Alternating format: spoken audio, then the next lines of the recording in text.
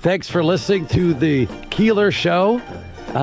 Never met this man. Don't know why I'm telling everybody to listen. But thank you very much. By the way, this is Larry David from Curb Your Enthusiasm. I have nothing else really to say to you.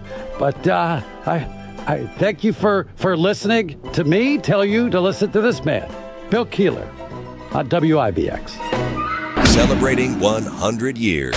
This is Keeler. WIBX 950 and 92.3 FM. Now back to the Keeler Show.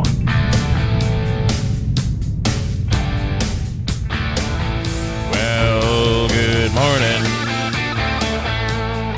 So, Oneida Schools is on a 1 hour or 2 hour delay? 2 hour delay this morning.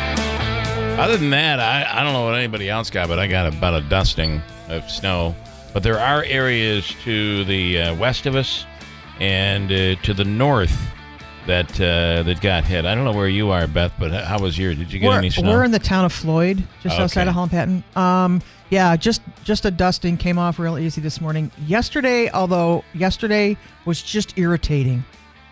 Between the ice that was already, that little thin layer of ice, and then the snow on top of it, and then the wind-beaten snow on top of that, and then the wind all day was just irritating. Enough already. Enough already. I'm with you, but when you look at the long range, they'll say to you things like, it's going to warm up. Into the low 40s. July. Hopefully. And in July. Hopefully. Maybe. But for the most part, we're looking at upper 30s, mid 30s, upper 30s, low 40s for the foreseeable future anyway. And we were teased, right, with some nice weather. Last night, World Baseball Classic. It was good, Manaski. It was good to get a shot. It was like getting a dose. You remember when the Italians in the World Baseball Classic were taking shots of espresso? Yeah. Last night, you and I were taking shots of Andrew Dominio.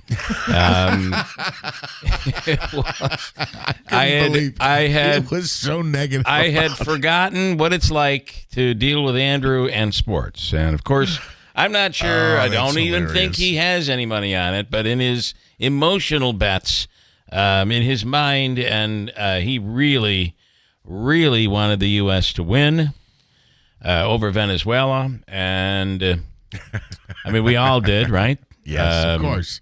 However, let's see the what's the Mets pitcher's name? Who I like a lot. Tyler McGill? No, it was not McGill. He started. What's his? I can't remember. Nolan McLean. McLean. Not McGill. McLean. McLean, I thought pitched he gave up 2 solo shots. Didn't watch any of it. Against a monster, a monster hitting team. Venezuela can hit the ball, but so can the U.S., but we didn't. Although there was one 2-run shot that got us into the game, but Andrew's like, typical Mets pitcher. I'm like, listen, if that's what he's going to be like this season, I mean, he pitched a really good game. Yeah. It's like an all-star team. Leaves with you're playing an all-star team. Leaves with a 2-0 deficit. Then your eyes have to be on the offense at this point. Like, where's the offense? Yeah, I actually clapped back at one point after somebody got, I don't know if it was a walk or a single. Somebody got to first, and then Judge grounded out to end the threat. And I said, boy, that was a really hard hit ground ball by her Judge. I mean, he hit that ground ball on the screws. Just as a little clap back because he was down on the Mets about that. And then he was down, this team sucks. I'm like, choke artists. Yeah. And then they tied it up, and then Venezuela hit another solo shot. Actually, I think it was a double in the game. Oh, it was. It was a stolen base. I was watching. Don't look at me, Jeff. I'm sorry. I didn't watch any of it. It was his birthday. He was birthday sleeping.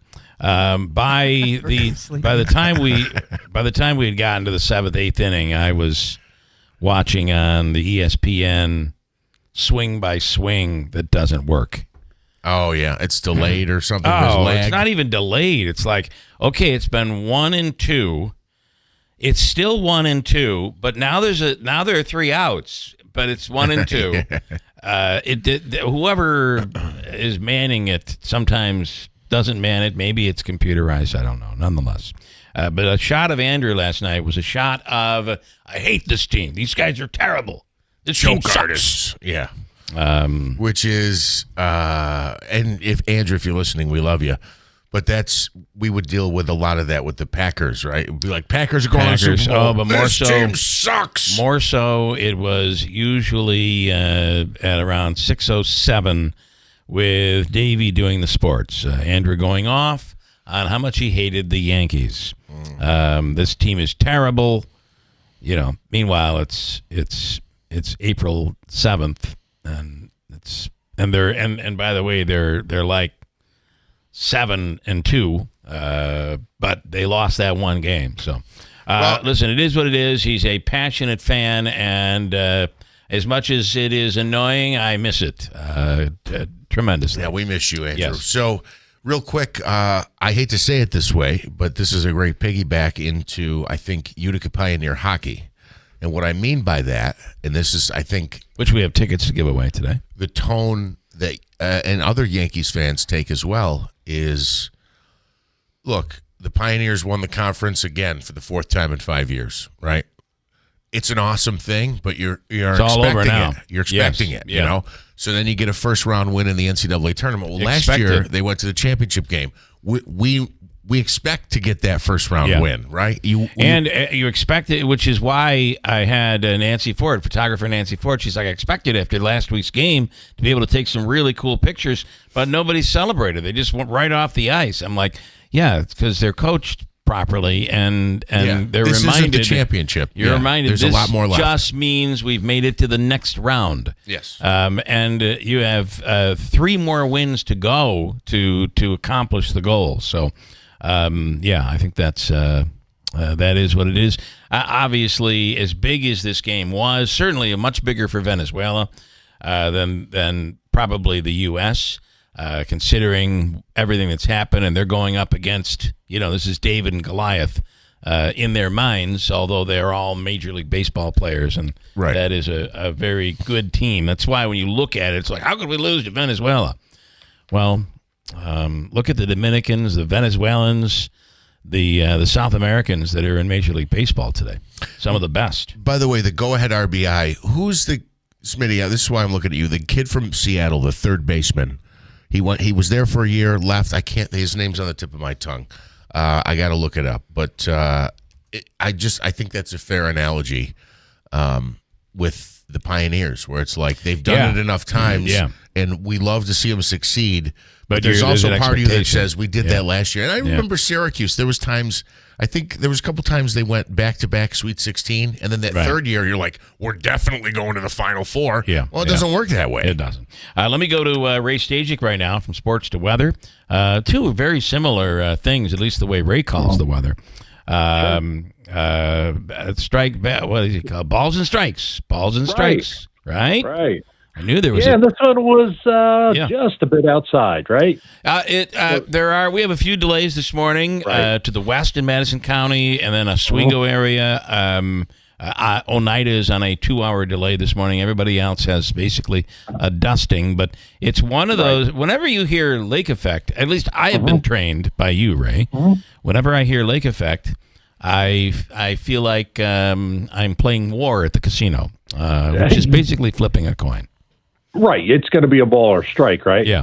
Yes. It's, yesterday in the afternoon, after I got off of work, I was kind of like, I saw some of the trends, and it was kind of like, that band's not setting up where we're supposed to, and kind of set up a little north, and then it kind of came over us and went south, and now through Onondaga County, Cuyahoga County, and out into southern Oswego County. There's just a little bit of snow and some snow showers, so there hasn't been a bunch. But at one point yesterday, it was hammering up on the hill. I mean, in through Lewis and Oswego County, a big accident on 81. I think 20-plus cars involved in that. 81 was shut for a time. So, but you look around this morning, you wake up, and you're kind of like, wow, still looks like winter. Well, guess what? Yeah. It is. Yeah, technically it is. Spring doesn't arrive until Friday at 10:46 in the morning. It's still winter. It's cold. We've got low teens, and we've got single digits in some spots in the North Country. got a real feel here, Bill, of winter trying to hang on and give us maybe our last punch. I'm not ready to certainly call it yet. We will get milder shorter term, but we're not going to see those 60s and 70s that we saw just a couple of days back. Well, we were talking about it earlier, and it's like, okay, it's going to warm up to the low to mid 30s, maybe hitting 42. That's still winter in my book. So it is. It's late winter.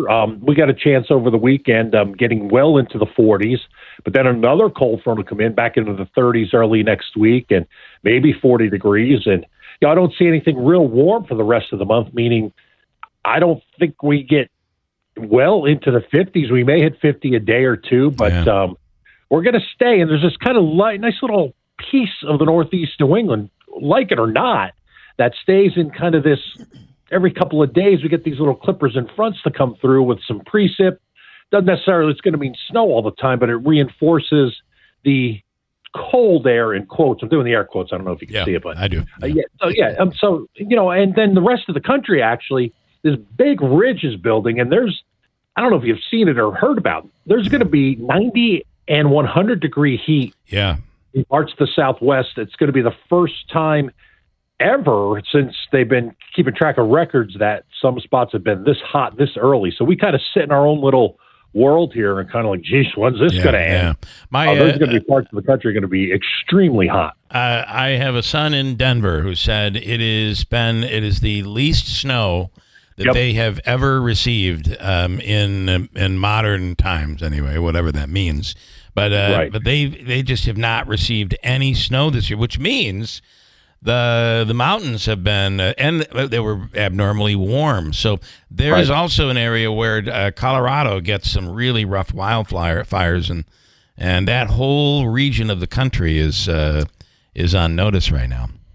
Yeah, they are. There's a lot of red flag warnings. You speak of Denver. Denver actually has got a red flag warning for dry conditions, meaning fire danger is high. And we're in the month right now. March is typically for Denver their snowiest or one of their snowiest months, and they've had just about El Zippo. Officially. It's been just, I don't know what the right word is, but for ski resorts, obviously they can make snow, but they always like natural snow too. But there's just been this little sliver, kind of like from the Great Lakes, northern Great Lakes, where they got hammered with this last storm. There's over 50 inches in some spots in the UP, right into the Northeast New England. You kind of cut it 45 degrees that way from, go through Canada and you come through the northern parts of Michigan and then northeast of that. That's really been where the worst of the winter, in my opinion, has been this year. It's been a very small kind of chunk of real estate. And that seems to have been what we were dealing with in our region last year. Although I got to say, for us, this started in November and went for a long time. It was just cold. Even though we didn't get a ton of snow, there was always snow on the ground. It was a solid winter for us. And speaking of, he mentioned fires. We were just reading this morning that there's, there's already major fires in Nebraska. Yeah. Which I'm thinking, this time of the year, you think Nebraska's like Fargo's North Dakota. It's under feet of snow, and it's on fire right now. Yeah. Right. Yeah, it is. And even in Nebraska, there's red flag warnings. There's a bunch of them west of the Mississippi. So big ridge building there. We're just not going to participate in that real warm weather in the next several days coming up. My last question for you, Ray, is until I think of another one before you go, is this? I watch the news every night, and I'm like, God, I just don't remember like the first 5 minutes, 8 minutes every night being weather. And it just seems like there's more extreme weather, and maybe that's, I know it's anecdotal because I don't know statistically, but liberal. That might be. There's days I agree and then days I disagree because it's kind of like when I look at records, and this is what I can speak to well because you have like data, and you say like, wow, we broke the record high of 90 degrees. It was 89 back in 1908. And I'm kind of like, well, what did they do in 1908? They didn't have the means or the, you know what I mean, to like sensationalize it. And now we do. And especially with social media, I think that's added to it. So I would lean more toward, you know what? These events have been happening. They have been more extreme, but I don't know if they're as extreme as we've made them out to be because I mean, we really only have let's just say, as the crow flies, 200 years of, I would say, the most accurate records. Yeah. So I always put it in perspective of, well, how long have we been here? We've been here a long time. I would just say in our lifetime, certainly these events have become a little bit more extreme. And now you're going to start hearing, you write this down, Bill, you're going to start hearing more and more about this super El Nino. I was just reading about it, yeah. Here we go again. They're predicting a potential brutal hurricane season because of it. And I thought he was a new WWE fighter. Yeah. No, Super El Nino. Always with the sports. Suppress. That may suppress, but last year was supposed to be above average and it wouldn't. Yeah. So it's almost like, let's wait and see. And if you want to go ahead and say, well, what's that mean for next winter if we're still in a super El Nino? It would mean climatologically milder doesn't necessarily translate to less snow, but it typically means maybe a milder winter, but we can't even get out of this one. Yeah, so let's not worry about that. And I never like to blame things on the media, but it's hard not to at times. Never forget the story which is why I think sometimes these extremes aren't as extreme as we're seeing if you were on the ground there. But never forget that story. I think it was on NBC where the reporter was standing there right up to her waist in water and talking about the flooding, and then some guy walked across. Walked right across the area that was higher, and wind wasn't even moving their hair. She clearly put herself in a position where find a big pothole that I can stand and turn the fan on high. Anyway, all right, Ray, we do appreciate it. Thank you so much. All right, guys. See you. Ray Stagic with the Weather Channel. Yeah, everybody needs their clicks, huh? That's right. I mean, you got to because guess what? If you're standing there in an inch of water, that's not going to get you clicks. Yeah. But if you're at the waist, I mean, all of a sudden the person goes walking by and you realize this was all ridiculously staged. 640, Manansky with an update here.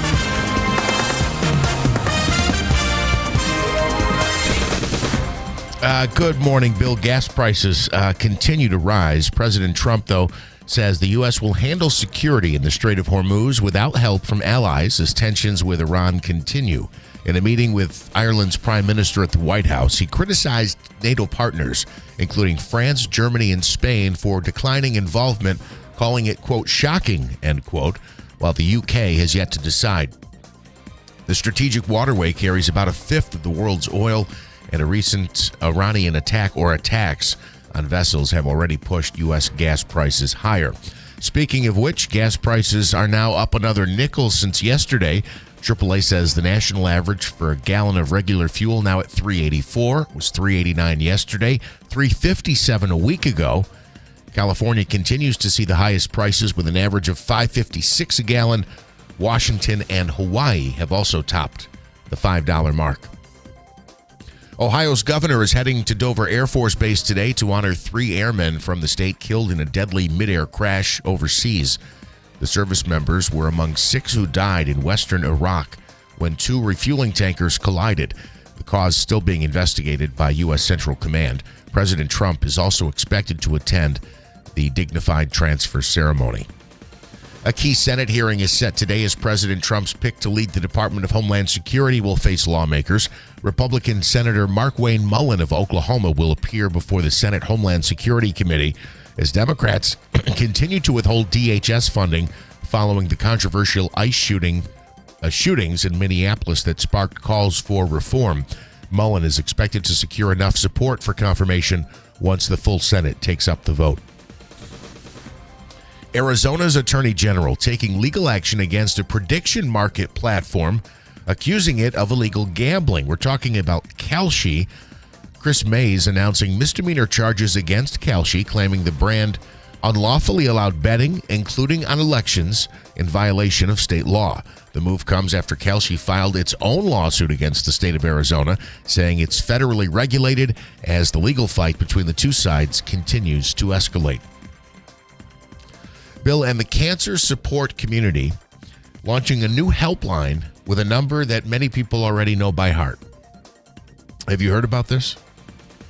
I have not. There's a new cancer support line, and the phone number is 867-5309. Obviously, from the 867-530. Yeah. apparently you don't have to punch in a zip code though. I don't know. An area code? An area code. Yeah, sorry. That used to be a problem when they went from 800 to 817. They used as like an 800 number. I'm sorry, 717. People would dial the 71. What was the number? 867. No, 867. 867 is a Herkimer number. Usually was kind of reserved for Herkimer government, but you didn't have to you didn't have to do the area code. And when you didn't need to do the area code, if you typed in 867-530-924, whatever the additional number, the three numbers for the area code. Am I making any sense? I don't think I'm explaining this very well at all. I mean, can we reverse this and start over? Well, listen, there's a Just cancer tell your support story. line, Bill. It's too early for me. And it's a number that many people know by heart. The organization now using 867-5309, a nod to the hit song. Here's a better way to handle that. Wow. To connect callers with a trained specialist offering support and resources for those affected by cancer. We smile as I read this story, I but just have a obviously it's question. very serious. How many people are singing the song right now? Sure. That's true. That's true. And again, there's really never a question of what's that number again? What I at some point they were the area code was 867 somewhere in America, and it was a number that ended up on TV. So instead of 315, it was 867. So it was 867, then the 3 digits, and the 4 digits. And what would happen is whenever anybody dialed that, quote, toll-free number, 867, they would get a place from in here. Herkimer. You would get a place in Herkimer. Gotcha. That's what I was trying to say. And anyway, it really wasn't even that much worth it, to be honest with you. So. Well, we just talked with Ray Stagic from the Weather Channel, and what he was trying to say is that winter is not gone yet. Ain't over now. And here's the proof. They've coated the ground, at least here in and around town and through the Mohawk Valley. There's been a little bit more snow north and off to the west this morning. A very narrow band of lake effect snow. So I believe the lake effect snow warning will be allowed to expire this morning, and little additional accumulation unless you go west and southwest, basically in a line from about Rome to Syracuse. That looks like they may pick up an additional couple of inches, but still travel cautiously this morning into the afternoon. Looking at scattered flurry snow showers. 31, 20 tonight, maybe a little rain tomorrow. I'm meteorologist Ray Stagic at the Weather Channel, WIBX 950 AM and 92.3 FM. Just a dusting here in Marcy and in New York Mills, but we have cloudy skies and 15 degrees. 15 degrees. You can feel that cold out there this morning. It's a chilly start to the day. I believe tomorrow is for the Italians. Tomorrow is St. Joseph's Day. The 19th, right, is St. Joseph's Day, 2 days after St. Patrick's. So be ready for that. Wearing it was green Tuesday and now red on. I found this funny. It would be an orange Thursday if they could make the dang NCAA tournament. Yeah, well, but it'll be a red Thursday. It'll be red. I have a funny bit about the whole our world as it sits today, and you know, you can take it for what you want, but it's an Irish American kind of making fun of where we are today and the irony of it all. I'll play that coming right up when we come right back, which is coming up in about 2 seconds at WIBX. $5,000. That's the average amount of money people in the U.S. are now spending on gas in a year. $5,000. That's crazy. If you drive, you have to download Upside, the free app that gives you cash back every time you get gas. That's right. You can earn real cash back with Upside just by buying the gas you're already buying. You can literally start earning cash back today. I use Upside every time I fill up, and I've already made around $300. You're putting gas in your car anyway. Why not get real cash back? If you like free money, download Upside. I'm saving the cash I earn from using Upside to help pay for a vacation later this year. Download the free Upside app now to earn cash back every time you buy gas. Use promo code ROAD to get an extra 25 cents per gallon on your first tank. You can cash out anytime right to your bank, PayPal, or a gift card for Amazon and other brands. Just download the free Upside app and use promo code ROAD for a 25 cents per gallon bonus on your first tank. That's code ROAD for a 25 cents per gallon bonus. At Community Memorial, we're committed to your good health. and we're proud to offer primary care service that's close by with 6 family health centers throughout the area. Maybe you don't have a primary care doctor right now. Call us, and definitely call if you're managing a long-term condition and you're not getting the personal attention and support you need. We're here and we're ready to help, offering compassionate care, guidance, and support for patients of all ages. And at Community Memorial, we're one big team, so you'll have fast access to additional services and specialists when needed. That's first-class community health care, right in your backyard. We have family health centers close to you in Cazenovia, Hamilton, Waterville, Morrisville, Munnsville, and Sherrill. And we're welcoming new patients throughout the area. For a better primary care experience, choose a team that's highly rated for patient satisfaction. Choose Community Memorial and get better. What does your welcome home look like? Is it a cozy corner or a wagging tail? The sound of kids playing in the yard or a friendly wave from the new neighbor? However you define it, let AmeriQ Credit Union help you make it happen. For more than 75 years, AmeriQ has helped your friends and neighbors finance the homes of their dreams. After all, there's no place like home. Let us help you finance yours. Apply today at ameriq.org/home. Membership eligibility is required. Insured by NCUA Equal Housing Lender. I'm Boomer Esiason. My mom died from cancer. She was only 37 years old. She didn't have life insurance, and that was devastating for my family. That's why having life insurance is so important to me. Ethos makes it fast and easy. Get a quote in seconds, apply in minutes, and get same-day coverage. You can get up to $3 million in coverage with no medical exam. Get your free quote at ethos.com/save. That's ethos.com/save. Paid spokesperson. Time spent on application may vary. Online health questions required. WIBX. This is Keeler. WIBX 950 and 92.3 FM. Now back to the Keeler Show.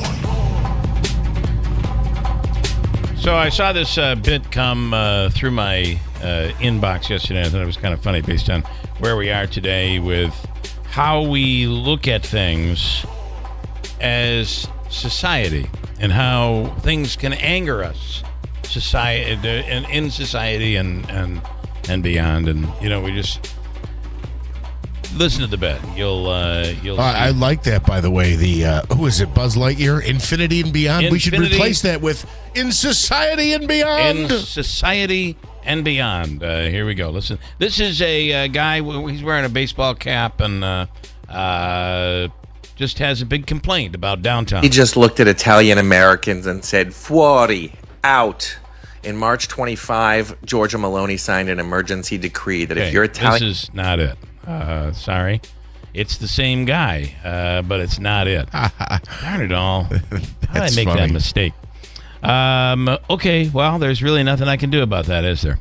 How about some comments? We will cue that up for you next segment in Society and Beyond. Not only did I cue it up, but, this is the guy. Sorry. That guy looked like an Irish guy. This is the guy I'm trying to get here. Let's see if I can get it to play and take it for what it's worth. All of this. But this is where immigration goes too far. I was just downtown, and there's this immigrant group that I guess is having some sort of holiday, and they're flying their flags everywhere. No American flags, mind you. And to make it worse, all the local shops are playing along and flying miniature flags and offering sales and drink specials because woke. But here's where it gets totally out of hand. My children were told that they need to wear the colors of this country to school or else they're going to get assaulted. Pinched for not wearing the colors of a foreign country in America. Anyway, happy St. Patrick's Day!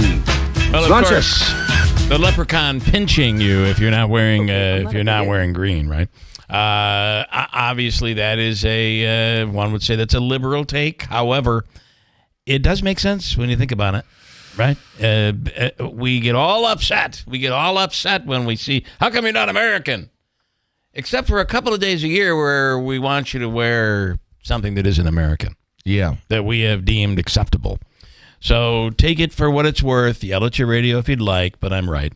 Or he's right. To be honest, it's a bit on the contradictory side. And if you really want to scream, you can send us a message via the WIBX 950 mobile app, or you can comment on the live YouTube stream.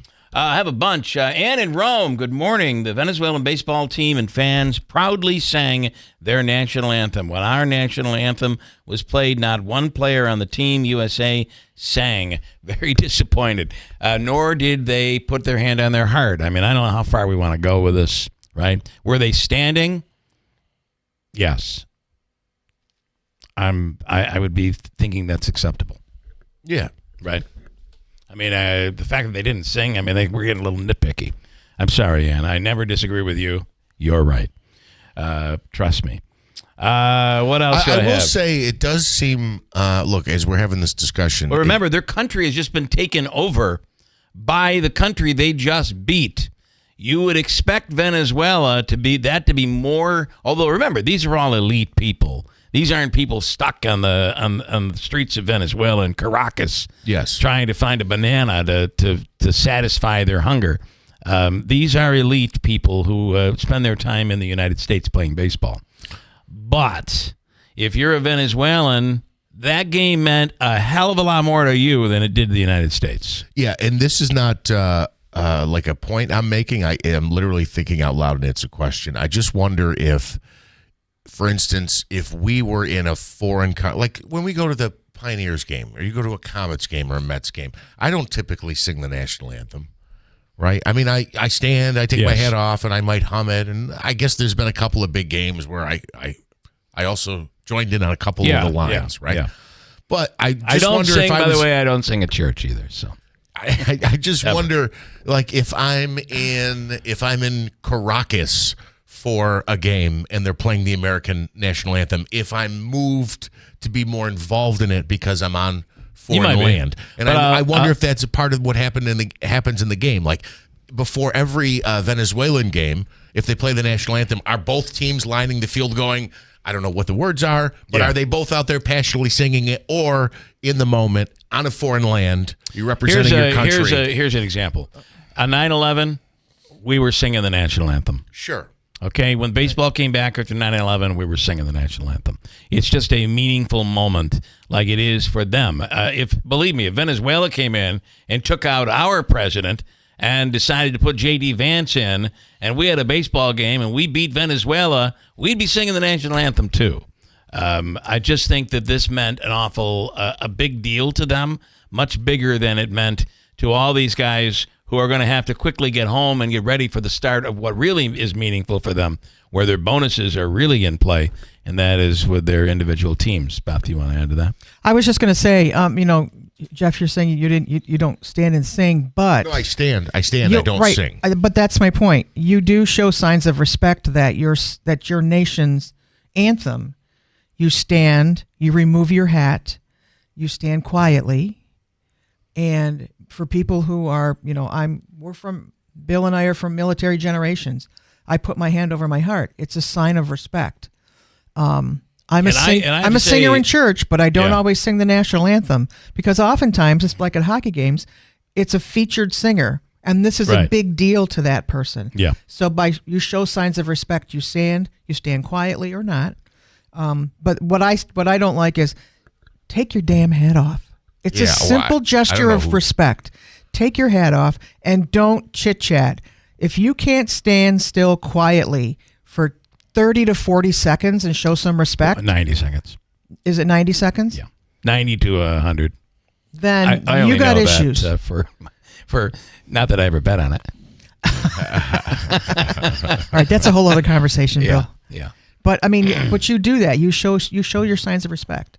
I do not put my hand on my heart. I feel like that's more of a military thing. Yeah. It's how but I would never have a hat on. And if I did, there'd be somebody elbowing me, like my wife.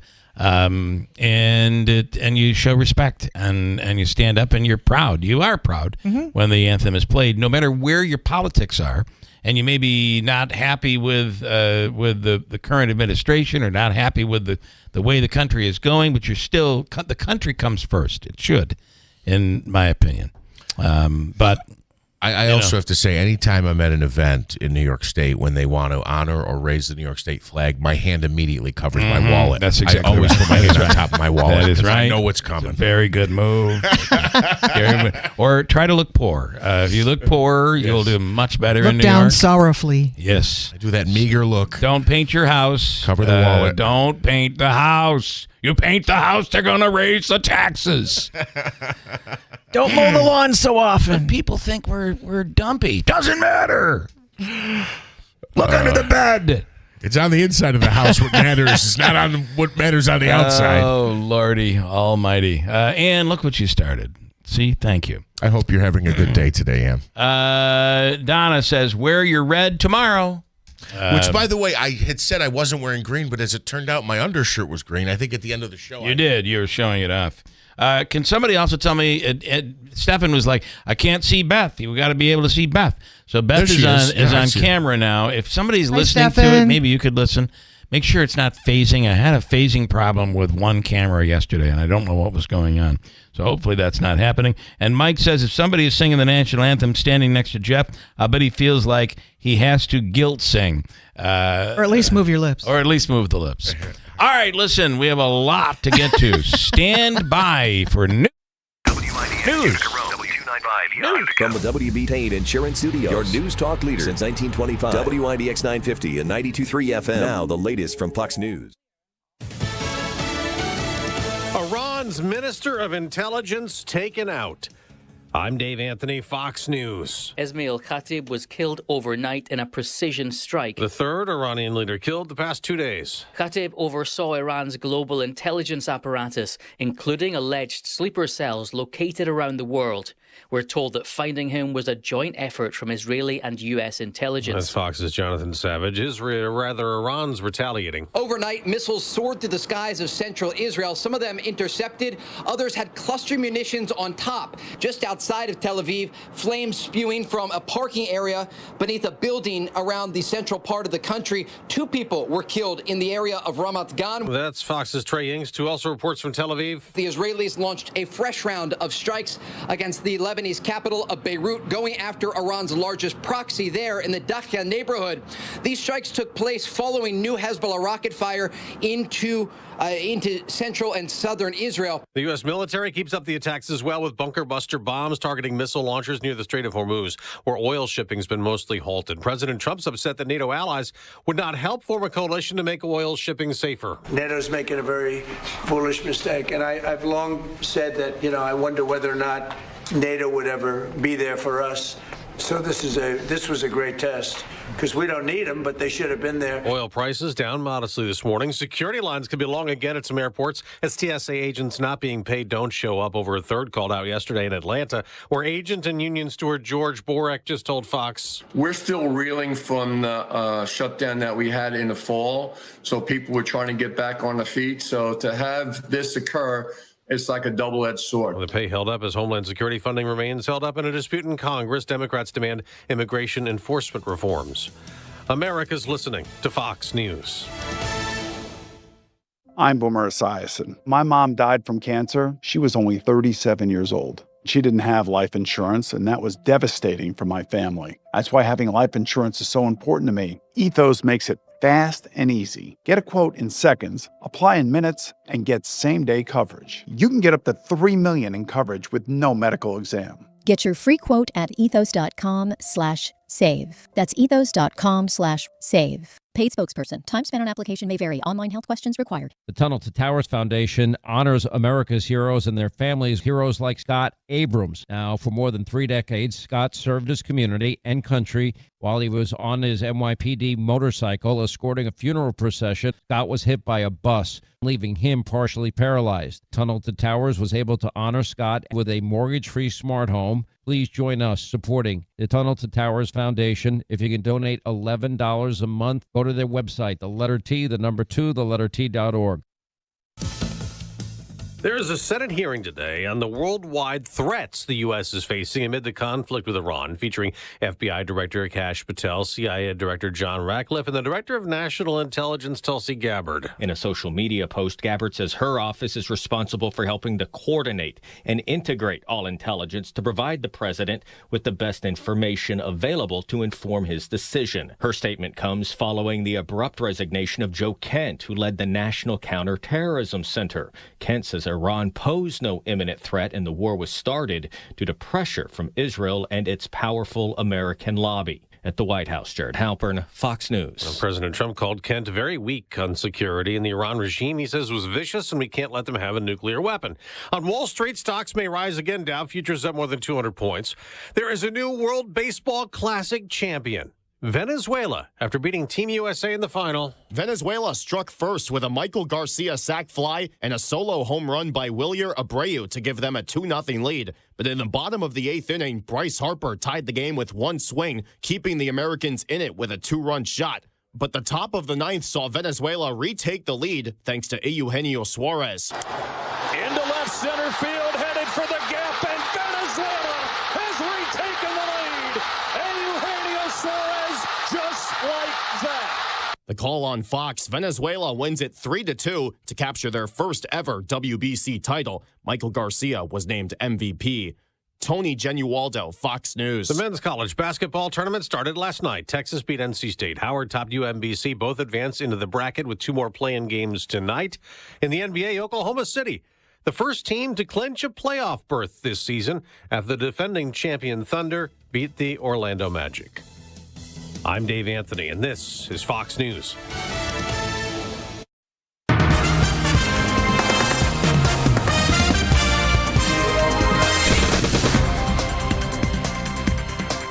We have cloudy skies, just 15 degrees. Good morning. I'm Jeff Manaski. WIBX 950 AM 92.3 FM news time is 7:05. This news update is brought to you by CSEA. The CSEA community spans the state, yet CSEA unites your voice. One voice for fair wages, one voice for vital benefits and secure futures. CSEA, one voice for many. A Utica man facing charges after a traffic stop on the New York State Thruway that uncovered almost $180,000 worth of untaxed cigarettes. State troopers say they pulled over the vehicle, a 2021 Dodge Durango, on the Thruway in the town of Sullivan. Muhammad Alwadi, a 30-year-old man from Utica, gave verbal approval to search the vehicle. Officers say they found numerous boxes covered by blankets, and in the rear of the vehicle, untaxed cigarettes valued between $170,000 and $180,000. Alwadi was charged with violating New York State tax law, which is a felony. He is due back to appear in court at a later date. An alcohol sting in Oneida County resulting in 3 clerks being charged with unlawfully dealing with a minor. State police charged store attendants conducting an underage drinking initiative. Violations were found after compliance checks at the Aldi on Herkimer Road, the Speedway on Oriskany Boulevard, and Colonial Liquor in Whitesboro. Troopers say the majority of businesses they checked on were in compliance with state law. A woman facing charges after allegedly damaging a vehicle in a parking lot dispute. This happened on New Year's Eve, but deputies with the Oneida County Sheriff's Office now officially charging 45-year-old Samara Estrada Saenz. She's accused of criminal mischief in the 2nd degree.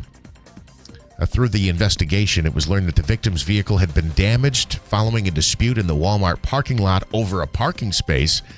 Deputies later obtained an estimate for the damage caused to the victim's vehicle, which totaled nearly $7,000. Estrada Saenz was processed in the Oneida County Sheriff's Law Enforcement Building and was arraigned in court this morning. And all lanes of Interstate 81 in Oswego County are back open today for the morning commute after a 20-vehicle crash. State police say it happened yesterday between exits 126 and 131 southbound in the town of Richland. Roughly 20 other vehicles were also in the area of the accident, but did not sustain damage. It's believed the crash was caused by whiteout conditions that were triggered due to the snowstorm and strong winds. WIBX 950 AM, 92.3 FM news time 7:08. Here is a look at your Weather Center forecast. They've coated the ground, at least here in and around town and through the Mohawk Valley. There's been a little bit more snow north and off to the west this morning. A very narrow band of lake effect snow. So I believe the lake effect snow warning will be allowed to expire this morning, and little additional accumulation unless you go west and southwest, basically in a line from about Rome to Syracuse. That looks like they may pick up an additional couple of inches, but still travel cautiously this morning into the afternoon. Looking at scattered flurry snow showers. 31, 20 tonight, maybe a little rain tomorrow. I'm meteorologist Ray Stagic at the Weather Channel, WIBX 950 AM and 92.3 FM. Right now, cloudy skies and 15 degrees at 7:09. All right, in sports, a busy Tuesday as the World Baseball Classic came to an end and the NCAA tournament kicked off. Venezuela celebrates its first ever World Baseball Classic title. The team edged America 3-2 in the final from Miami. Eugenio Suarez drove in the go-ahead run with a double in the top of the ninth inning. Garrett Whitlock got the loss for the Stars and Stripes. He's the one who allowed the run. Bryce Harper had tied the game with a 2-run homer in the bottom of the eighth as Team USA was looking to earn its second victory in the World Baseball Classic. The first four of the NCAA tournament men's basketball tournament is underway. Howard edged UMBC 86-83 to claim the 16th seed in the Midwest region. They will play number 1 Michigan in the first round. And Texas got by NC State 68-66, picking up the 11th seed in the West. The first four wraps up tonight with Prairie View A&M and Lehigh battling for the 16th seed in the South region. That winner gets number 1 Florida, and Miami of Ohio tips off against SMU in the late game. In the NFL, the Broncos adding a standout wide receiver to their roster. Denver acquires Jalen Waddle and a 2026 fourth-round pick from the Miami Dolphins in exchange for a 2026 first-round, third-round, and fourth-round pick. The 27-year-old was scheduled to undergo a physical with the Broncos later today. Waddle finished last season with 64 catches, 910 yards, and 6 touchdowns. The Eagles bringing back some wide receiver depth. Hollywood Brown re-signing on Tuesday, a one-year deal worth up to $6.5 million. And what else here? The Knicks stomped the Pacers 136-110 from MSG. Josh Hart led all scorers with 33 points for the Knicks. The Knicks have now won 4 straight. They visit the Brooklyn Nets coming up on Sunday. Okay, so we have some comments we'll get to coming up, and some good ones, some interesting ones. Jeremy Rosenthal with the Rosenthal Report, and we'll get to that. Hobica's free money question of the day this morning. Davey, today, it is worth how much money? Has he fallen asleep? No, he's writing something He's down. writing. Today, the free money question is worth how much money? I was doing a scratch-off lottery ticket. Oh, okay. Well, we should have went with my answer, Smitty. That was a better answer. Hard at work in there. All right, what do you think, Davey? He went back to scratching the ticket. Sorry. Okay, did you win? No, not yet. If we see him just stand up and give walk us all out. the finger and walk out, we know he won. Yeah, better be more than $10, Smitty. Yeah, that's right. You have to come back tomorrow. $200. $200. So it'll be worth $200 this morning. Implications of the Iran war and midterm elections. Where are we? Where are we going? John Zagby is on coming up later on in the hour. We'll get to that. Ryan Nobles. When do we get into these comments? Because they're coming now. We have some good ones. We'll get into the comments. Ryan Noble's coming up from NBC, and a bunch more to get to. Do you have anything special today, Beth, that you've hit on? Yeah. Oops, sorry.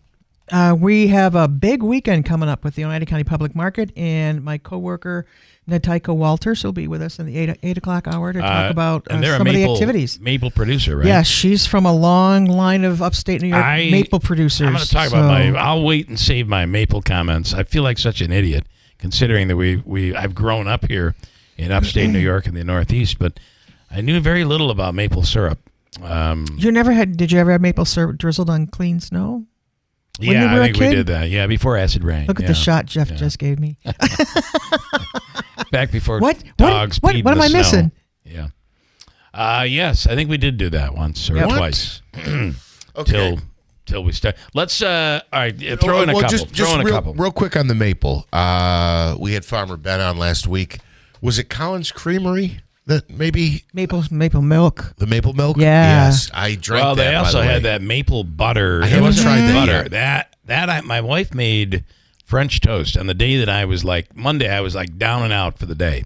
So was I Sunday. Yeah, I've had a couple of interesting days. She made a French toast, and I spread that onto the French toast. Oh yeah, the best French toast I've ever had. That maple stuff. Maple's like bacon; it makes everything better. Wow. And that maple syrup was dark and thick, so that would mean they cooked it longer, right? So it gave it a little more of a robust flavor. And it kind of depends on the weather when the trees are tapped. Either way, unbelievable. Anything further? You like the milk? Yeah, I just wanted to mention I ended up drinking that over the weekend, and it was the first time I ever had maple milk. I thought it was delicious. I was kind of worried about like, is this going to have a heavy texture because of the maple? But it was very good. You got to come to the market Saturday. We're having maple milk. Really? Maple milk? Yeah, All right, if you've never had it, go and try. And we have more comments to get to. Jeremy Rosenthal with the Rosenthal Report coming up in just a moment. It brings me back to the Saturday Night Live bit where they did last week where they did the spoof on the pit. So they're there in the ER and the woman says, I think she's having a heart attack. She needs more raw milk. And they start pouring raw milk down there. It's a whole RFK thing. It was quite, in my opinion, quite hilarious. River Hills Properties continues to grow. And there's only one way River Hills Properties grows, and that is with hard work and full service. They call it luxury service. It's really what it is, and it doesn't matter. You could have you could have a single wide in Stittville, or some multi-million-dollar property that you're selling in Utica or New Hartford. It doesn't matter. You get the same service. They are there every time the house is shown. Your listing agent is there every single time. There's no lockbox used. Everybody gets the book, 40 to 100 pages filled with details about the home, when the furnace was upgraded, when was the addition put on, the roof, et cetera, et cetera. It's all there. Warranty information. Everything is there. It's the manual to your home. Just some of the services provided by River Hills when you're selling or buying. They are there for you. And that includes the Gulf Coast of Florida, sunny Sarasota, Naples, Marco Island. Down there, they have a full host of River Hills agents ready to take care of you. It's RHP, River Hills Properties, South Sarasota.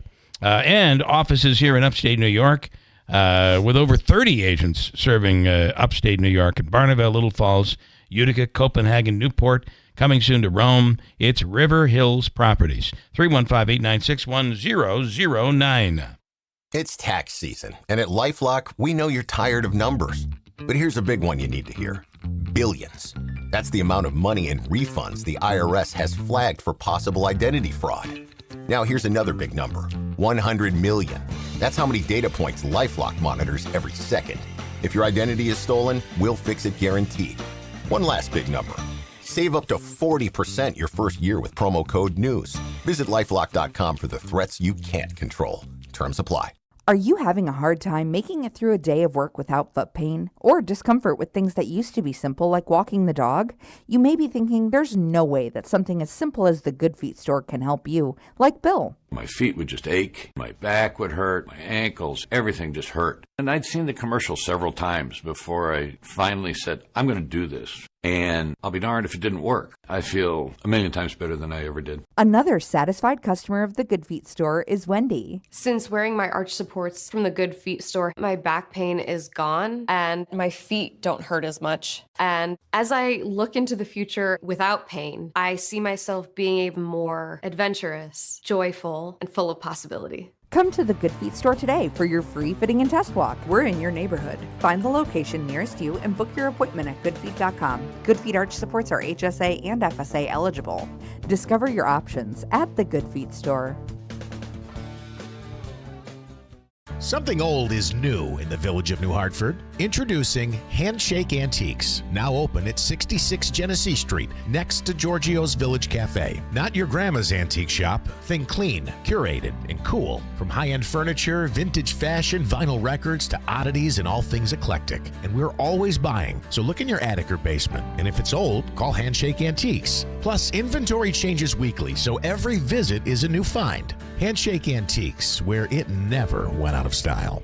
Spring is almost here. Get your yard ready with New Perspective Landscaping, your trusted local contractor. From paver patios, walkways, custom landscape design, and full-service maintenance. Call today and get on the schedule before spots fill up. Visit nplhardscape.com today. $5,000. That's the average amount of money people in the U.S. are now spending on gas in a year. $5,000. That's crazy. If you drive, you have to download Upside, the free app that gives you cash back every time you get gas. That's right. You can earn real cash back with Upside just by buying the gas you're already buying. You can literally start earning cash back today. I use Upside every time I fill up, and I've already made around $300. You're putting gas in your car anyway. Why not get real cash back? If you like free money, download Upside. I'm saving the cash I earn from using Upside to help pay for a vacation later this year. Download the free Upside app now to earn cash back every time you buy gas. Use promo code ROAD to get an extra 25 cents per gallon on your first tank. You can cash out anytime right to your bank, PayPal, or a gift card for Amazon and other brands. Just download the free Upside app and use promo code ROAD for a 25 cents per gallon bonus on your first tank. That's code ROAD for a 25 cents per gallon bonus. If you've missed the Kim Commando Show, you've missed a lot. Yeah, they forced Claude to unlearn all the information it got from the pirated technology. And it's a $1.5 billion landmark settlement. A reader from the current newsletter sent me a note. He put his name in. He made $6,000. That's crazy. Yeah, not bad for getting a free newsletter. America's digital goddess, Kim Commando.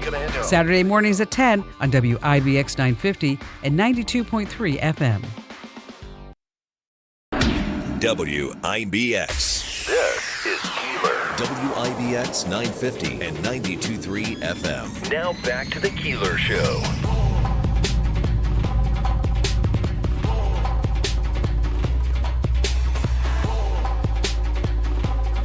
I don't want to be, I think as I get older, maybe I'm a little more,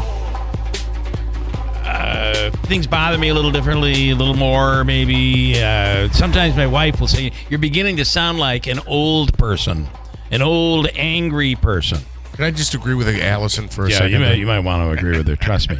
But I'll be like, who would put up a billboard like that? Because these are the things that I do in my career. So I look and I'm like, there are too many words up there. You'd have to stop, get out of your car, and look at it like you're looking into the Grand Canyon to figure out what they're trying to advertise. What a waste of money. They could have spent money on radio. You sound like an old, angry man. Well, there you go. Apparently that's me. So I'm driving in this morning, and I'm complaining about a commercial on our station. I even took a note of it. Free Upside, the Free Upside app. So I hate these commercials where they get actors who are not good actors, and they do a talk between type, conversation type commercial. Like, hello, honey, guess what I'm doing? I'm going to Bob's Auto Body because I just hit a deer. Oh, honey, you hit a deer? I just hit a deer. At Bob's Auto Body, they'll fix your car for $9.99. They'll even remove the deer hair from the bumper. That's exactly right. Anyway, this was a conversational commercial, and it just aired this morning. Yeah. Free Upside, which is a cool app, apparently. You log in when you buy your gas, and you get money back every time you report. I don't understand how this works, though. I don't why either. I'm skeptical of it. I don't either. And what do they get for the money they're giving? Well, there may be advertising like Gas Buddy or whatever that app Or they might is. keep a percentage. There may be a percentage to lure you into a certain gas station, or they're selling your information. That's probably a good idea there. Anyway, the Free Upside app. The woman said, I've already got back $200 to $300. Yes, I love that. Okay, all right, really. If you're so cheap not that I'm against this, but if you're cheap enough and a penny pincher enough to figure out how to use this app to save 5 cents every time, maybe they'll send you a check at the end of the month every time you go get your gas. I'm sure it's all digital. You wouldn't say, I already got back $200 to $300. No, you'd say, I got back $265.73. You know how much you got back, $200 to $300. Which, not to mention, that immediately is a red flag. Like, this is bull.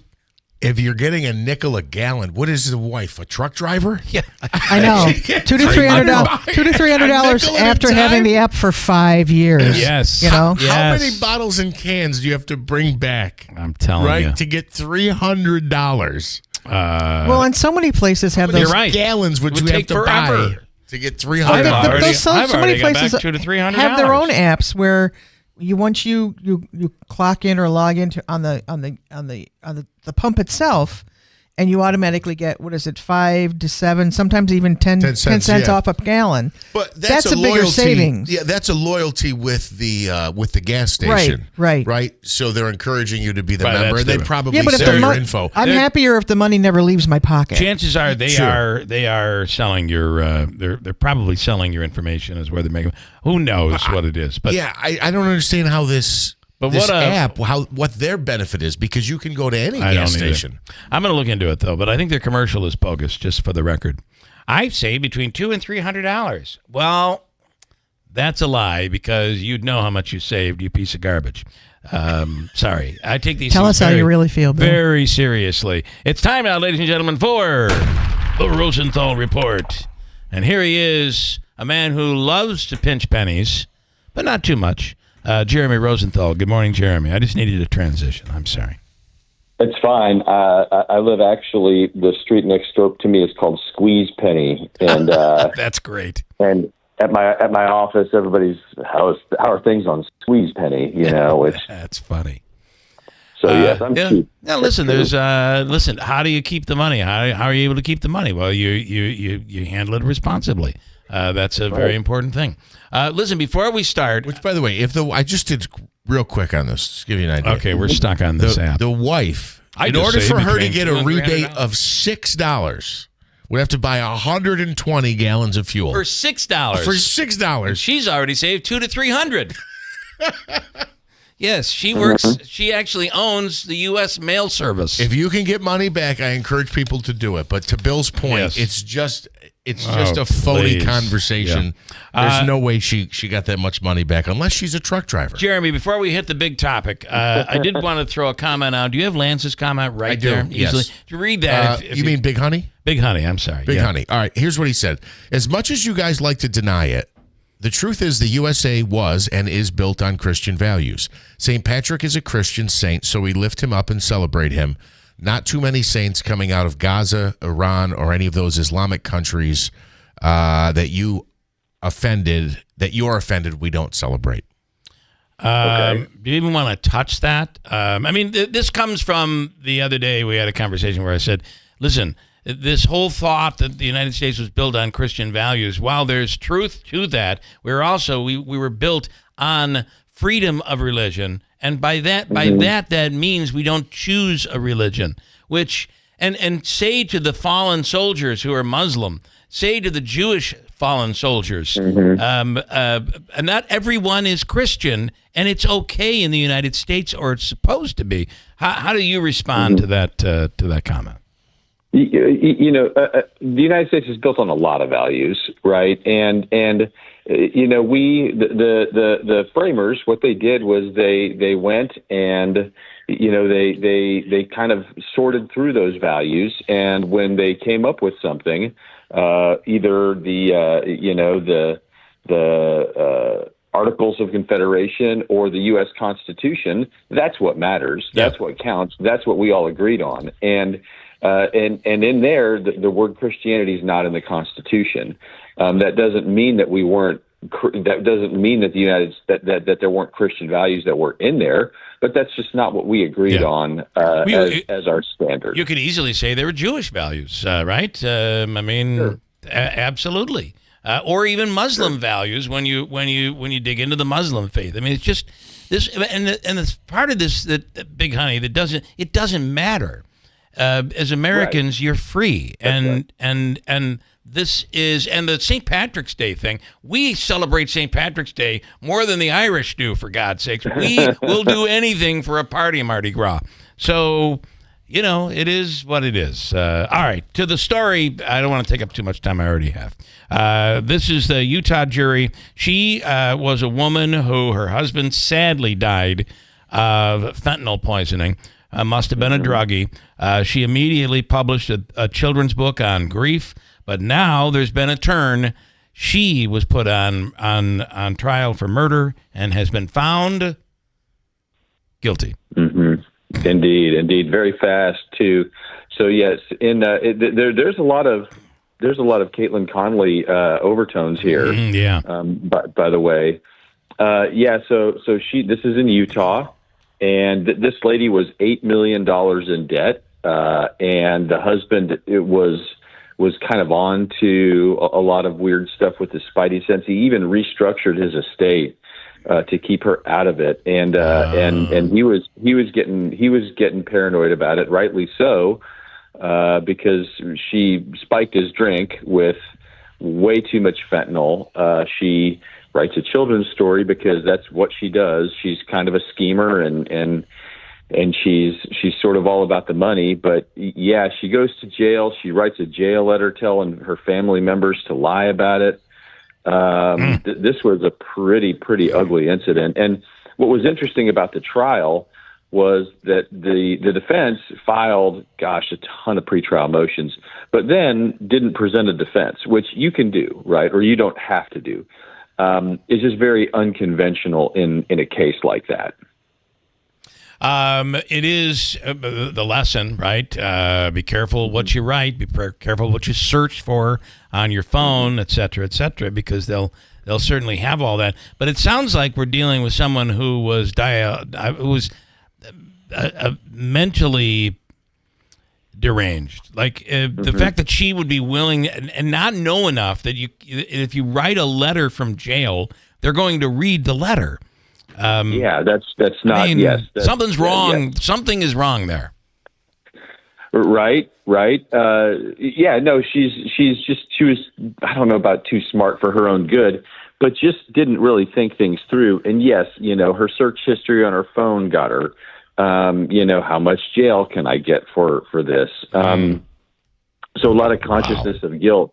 But yeah, to me, what really kind of sticks out about the case is from a lawyer's standpoint is that the defense just rested. Now you can do that, right? You can you'll do that a lot in, say, a DWI or a domestic violence case. If you don't think the state has proven it, you rest. You say, well, folks, they didn't even get there, so we're just not even going to present any evidence. It's really, really tough to do that on a capital murder. To not even throw out an expert or something like that. Maybe there was a pretrial motion that they lost and they're trying to sort of sit on, but that's, to me, and again, I don't think that's ineffective necessarily. In fact, if anything, with the lawyers that she had, it could be on purpose. It could be like, throw me into the briar patch. We were ineffective. Now you got to let her go. Yeah. Wow. I would think that, listen, everyone deserves, here's another lesson from the Constitution. No matter how bad it is, I mean, wasn't there the story, was it James Madison that defended the British soldier who fired in New England and killed the first person of the Revolutionary War, and that soldier was defended by one of our forefathers because everybody deserves a defense. No matter it was Abraham Lincoln. No, I'm kidding. It was actually John Adams. John Adams. Yes. Yes. And so it's everybody deserves at least a try, an attempt, right? Mm-hmm. Oh yeah, and look, these were really, really good lawyers that defended the case. So it's not as if they didn't have a strategy sort of going into it. And I've seen cases before. I've seen cases where lawyers sit on their hands on purpose because they're getting hosed that badly through pretrial rulings and things like that they say, you know what, just keep it coming, Judge, right? You can't do anything worse to us. And you know, that can be a strategy, but it's not really the main one. And again, you know, if I lose a pretrial hearing on a really, really critical piece of evidence that was going to be the linchpin to my defense, you know, there's an argument that says, well, look, Judge, I didn't present a defense at all because you got the law wrong on this one thing. And so that's probably what happens here. I don't know that you'll see a reversal on it. This was a hard case. Yeah. And the defense was basically, look, the police work was crud here. It was, you guys didn't test this, you didn't test that, you didn't do this, you didn't do that. And that's a hard defense, right? Because a jury wants to think, even though that's correct, right? The jury wants to see the pathway to innocence. The jury wants to see, well, okay, that's fine that they screwed it up. Okay, but how does that make you innocent? Where's the theory here that you didn't do this? And that's that fine line between shifting the burden and you know and proving your innocence or showing that there's a reasonable doubt. It's a very, very, very tough line. Interesting case, but boy, no matter how many of these things get broadcast and publicized, there are still people out there willing to do crazy things over and over again and make up new crazy things. And pay their lawyers. And pay their lawyers. I was saying your job will never end. Good stuff, Jeremy. As always, we appreciate it. Thank you. All right, bye-bye. Jeremy Rosenthal with the Rosenthal Report. Coming up, Micah's free money question of the day. We'll get to that. And some comments. We've got a bunch of those. John Zagby coming up. And Manaski's update is next on WIBX. Hurt in a car? Call William Attar. 315-444-4444. My name is Whitney Allen, and I'm a widow. My husband, Ryan, died. We never thought we'd ever have to use life insurance, but the unexpected happened. With Ethos, signing up was fast and 100% online. You can get a quote in seconds, apply in minutes, and get same-day coverage. No medical exams, and you can get up to $3 million worth of coverage. I'm grateful we were prepared. Get your free quote at ethos.com/term. That's ethos.com/term. Paid spokesperson. Time spent on application may vary. Online health questions required. Don't overpay for your next mattress. Mattress Express is upstate New York's largest specialty bedding retailer. Bring in any locally advertised price on a brand we carry. We will beat the price. Call 1-800-NEW-BEDS or go to mattressexpressny.com.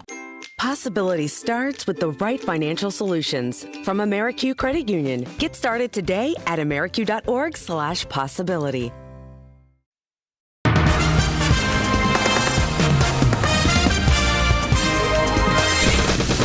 I can only imagine. Yeah, we're going to have a lot of feedback coming up in this next segment here.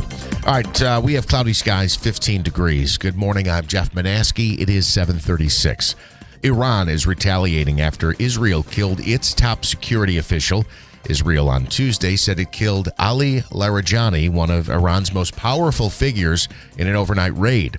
Iran is now retaliating by launching missiles at Israel. It also launched several explosive drones at the U.S. Embassy in Baghdad. Reports say no U.S. casualties reported in that most recent attack.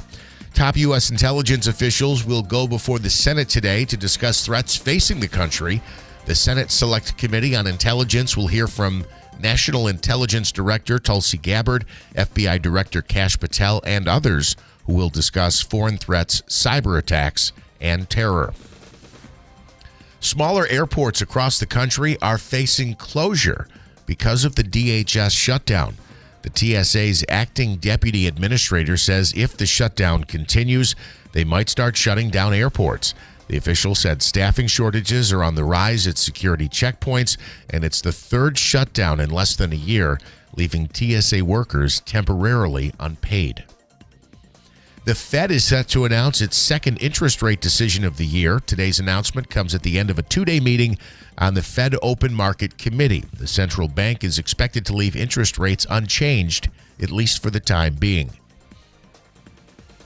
Bill, sexual abuse allegations being lodged against late labor leader Cesar Chavez, and it's leading to some shock and anger. The UFW released a statement Tuesday saying it has become aware of disturbing allegations that Chavez engaged in inappropriate sexual behavior with women and minors during his time as president of the Farm Workers Union. And heat records expected to fall across the Southwest this week as a massive heat dome sends temperatures soaring. Los Angeles could break daily heat records through Friday as temperatures climb to the upper 90s. Las Vegas expecting record-setting temps as well, and temperatures of over 100 degrees are expected in Phoenix. Right now we have cloudy skies, just 15 degrees. It is 7:39. Here's a look at your forecast. They've coated the ground, at least here in and around town and through the Mohawk Valley. There's been a little bit more snow north and off to the west this morning. A very narrow band of lake effect snow. So I believe the lake effect snow warning will be allowed to expire this morning, and little additional accumulation unless you go west and southwest, basically in a line from about Rome to Syracuse. That looks like they may pick up an additional couple of inches, but still travel cautiously this morning into the afternoon. Looking at scattered flurry snow showers. 31, 20 tonight, maybe a little rain tomorrow. I'm meteorologist Ray Stagic at the Weather Channel, WIBX 950 AM and 92.3 FM. Cloudy and 15 at 7:39. All right, let's do Micah's free money question of the day. Davey, you're looking for caller number 5. Number 5. Yeah. Number 5. Fifth caller right now at 315-736-0186. Chance at $200, right? Yeah, can I just say something real quick? And a chance at Pioneers tickets for Saturday night. Utica takes on Wisconsin Stout. I just want to say thank you to Mrs. Grippy, who owns the hair salon up here in the Marshalltown Plaza. Yeah. She dropped off a nice birthday card for me yesterday. And that is really nice. I just want to say thank you very much. The Grippy, great family down in the valley. Well, Mrs. Grippy is one of my biggest fans, you know. I do know that. Yeah. Yes. Fan, and she's a head of your fan club. Pretty sure. Yes. Yeah. All right, good deal there, Davey. Thank you, man. You're welcome. Let's take caller 5 right now at 315-736-0186. Your chance to win right now from WIBX. 80 years ago in Little Falls, a dream was built, one board at a time. Through hard work, honesty, and a commitment to doing things the right way, that dream became 3 generations strong. A lot has changed over the past 8 decades, but our promise remains the same. Quality materials and personal service you can count on. Thank you to our customers for 80 incredible years. Little Falls Lumber, built on trust since day one, and we look forward to serving you in the future. Something old is new in the village of New Hartford. Introducing Handshake Antiques, now open at 66 Genesee Street, next to Giorgio's Village Cafe. Not your grandma's antique shop. Think clean, curated, and cool. From high-end furniture, vintage fashion, vinyl records, to oddities and all things eclectic. And we're always buying, so look in your attic or basement. And if it's old, call Handshake Antiques. Plus, inventory changes weekly, so every visit is a new find. Handshake Antiques, where it never went out of style. Veterans, you and your family know all too well the many hardships that challenge your mental, physical, and spiritual well-being. The Good News Foundation invites you to a free fellowship group of veterans. This get-together is run by retired Army Chief Warrant Officer 4 Richard Smith, the author of Camouflage Christian. Check out Veterans for Worship the third Wednesday of the month from 6 to 7:30 p.m. Good News Foundation, sharing faith, offering hope, and serving others. It's tax season, and at LifeLock, we know you're tired of numbers. But here's a big one you need to hear. Billions. That's the amount of money in refunds the IRS has flagged for possible identity fraud. Now here's another big number. 100 million. That's how many data points LifeLock monitors every second. If your identity is stolen, we'll fix it guaranteed. One last big number. Save up to 40% your first year with promo code NEWS. Visit LifeLock.com for the threats you can't control. Terms apply. $5,000. That's the average amount of money people in the U.S. are now spending on gas in a year. $5,000. That's crazy. If you drive, you have to download Upside, the free app that gives you cash back every time you get gas. That's right. You can earn real cash back with Upside just by buying the gas you're already buying. You can literally start earning cash back today. I use Upside every time I fill up, and I've already made around $300. You're putting gas in your car anyway. Why not get real cash back? If you like free money, download Upside. I'm saving the cash I earn from using Upside to help pay for a vacation later this year. Download the free Upside app now to earn cash back every time you buy gas. Use promo code ROAD to get an extra 25 cents per gallon on your first tank. You can cash out anytime right to your bank, PayPal, or a gift card for Amazon and other brands. Just download the free Upside app and use promo code ROAD for a 25 cents per gallon bonus on your first tank. That's code ROAD for a 25 cents per gallon bonus. WIBX.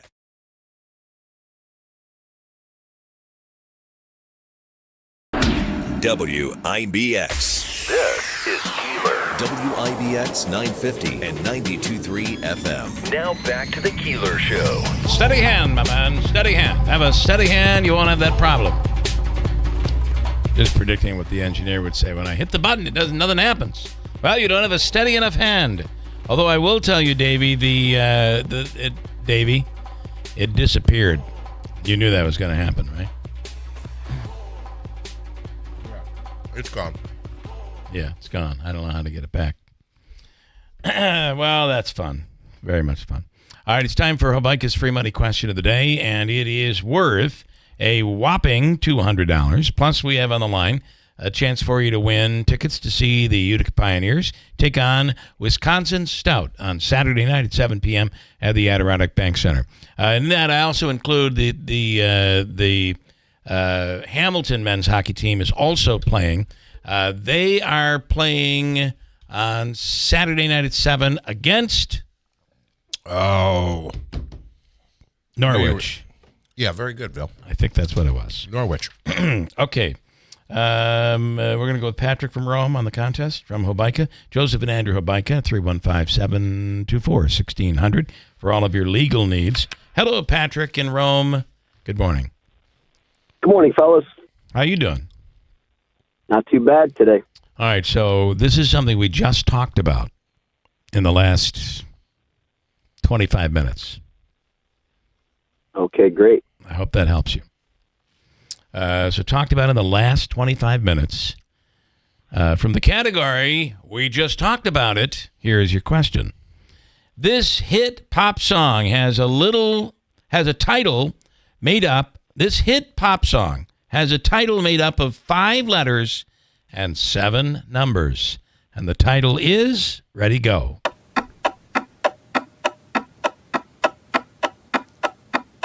The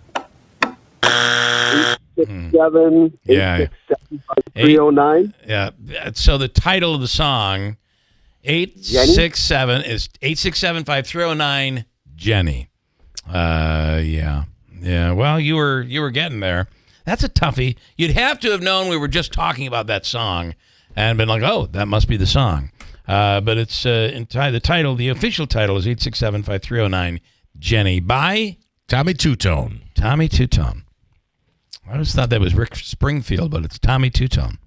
All right, listen, Patrick, can you use tickets for Saturday night at the Pioneers game?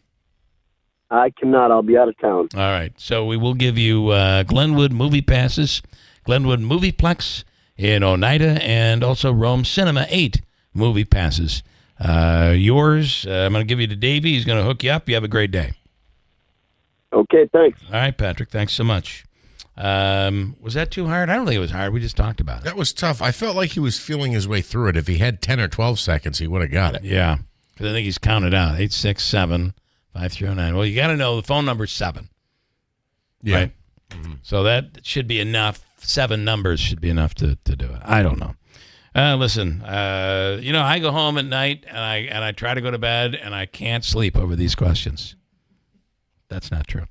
Here's John Zagby. John Zagby from Zagby Strategies. John, good morning.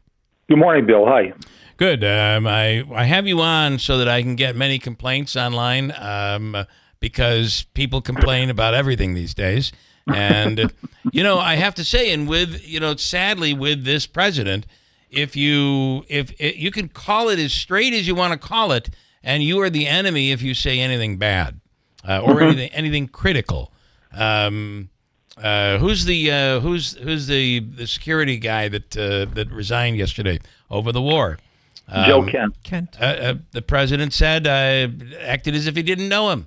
Yeah. And then said, you know what? He's not a very good security guy. Not good in security. Well, what are you saying that for? In fact, he's bad. He's bad. Very bad. Some say he's the worst. If he's bad in security, what is he doing there? That's an interesting question, I would think. It is. And then you can turn it around and also ask, why was he appointed in the first place? Because he's had connections to white supremacists. Yeah, this anti-Semite and the white supremacy. It's all there, and of course he's upset because the United States is being led by Israel. I mean that was in his resignation. So what is he there in the first place for? And I get it. All presidents do kind of cover their tracks a little bit, but this is the president that we all believe is the one who just tells it like it is. But it is what it is. I don't want to. Never admits that he's wrong. Yeah, that is true.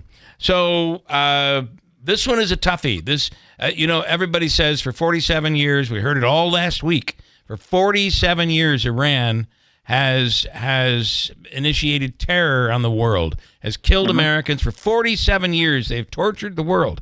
But for 47 years, strategists have said, this is not keep them from getting a nuclear weapon, which you can do.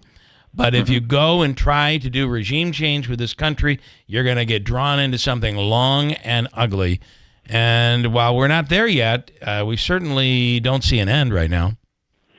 No, not at all. And regime change has not worked well for us as a policy. And frankly, we can go back to Korea, where 4 years of fighting, 50,000 men and women, Americans, that is, killed, and we were right back to where we started. There's Vietnam, there's Iraq, Afghanistan, Somalia, Libya, any effort at regime change, let's call it even in Venezuela as well. All we did was change faces. Delcy, the new president, I should say, in Venezuela is even more ruthless, they say, than Maduro. But the point is, Iran is a very large country. Let's talk militarily. If you're going to do regime change in a country, especially a big country, you have to have the people on board. And there is no leadership that we know of that is prepared, typical of a dictatorship, prepared to take office. They've all been neutralized. Secondly, the people in the streets have genuine feelings about democracy, but they're not organized. And thirdly, and we always have to ask ourselves the question, is our intervention going to make things better, worse, or stay the same? And in almost every instance, our intervention makes things worse. I have observed this for a long time. Those people in the streets in Tehran and throughout the country love the concept of America and love our freedom. But on the other hand, what they don't want is an outside force that preaches, dictating to them what they should have. Yeah. And in that sense, they will reject it. This has all the earmarks of a quagmire, and it's very, very sad. Isn't this really the argument that Colin Powell had with George H.W. Bush? It is. This was the argument: do you go in or do you not? And the decision there was, if you go in, you're just opening up a can of worms. And while the difficult part of this is, while we may very well and hopefully do ultimately get rid of their military abilities in this day and age to make a drone.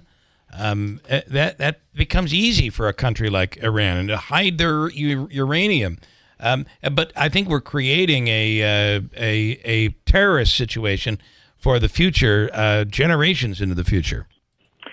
We are, and we see how protracted those are, and we see that very limited means, very limited goals, but tremendous impact. The object of terror or terrorism is to scare people, and scare them in small droves and give the appearance then that no one is safe. You're right. Iran is able to use $20,000 drones to inflict enough damage to scare people, going against huge bombers from the U.S. and Israel that cost about $120 million each. For that and many other reasons, this is just unsustainable. So at the beginning of this whole thing, I read a piece from he's a Chinese Canadian, a Canadian of Chinese descent, who made the prediction that Donald Trump would be reelected, made the prediction that the United States would attack, that Trump and the United States would attack Iran, and made the prediction that we would not win this war. And the reason is, for what all of these people know, is this is a different type of this is almost you could compare, if you were looking at a long history comparison, you could make the comparison of Great Britain or England trying to put a stop to a revolution by these patriots in North America back in the 1700s, because it's very similar. How could they beat the most powerful military in the world? How could they do it?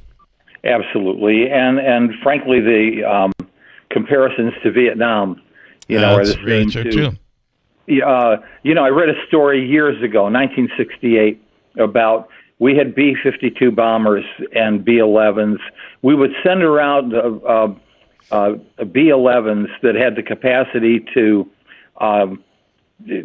identify significant pockets of people, give a signal back. This is 1968 to B-52s, where we would bomb those population centers, and the South Vietnamese, led by the Viet Cong, every evening would hang buckets of urine onto trees, which the B-11s would pick up, sense that there were pockets of humans, and we would send B-52s over and bomb buckets of urine.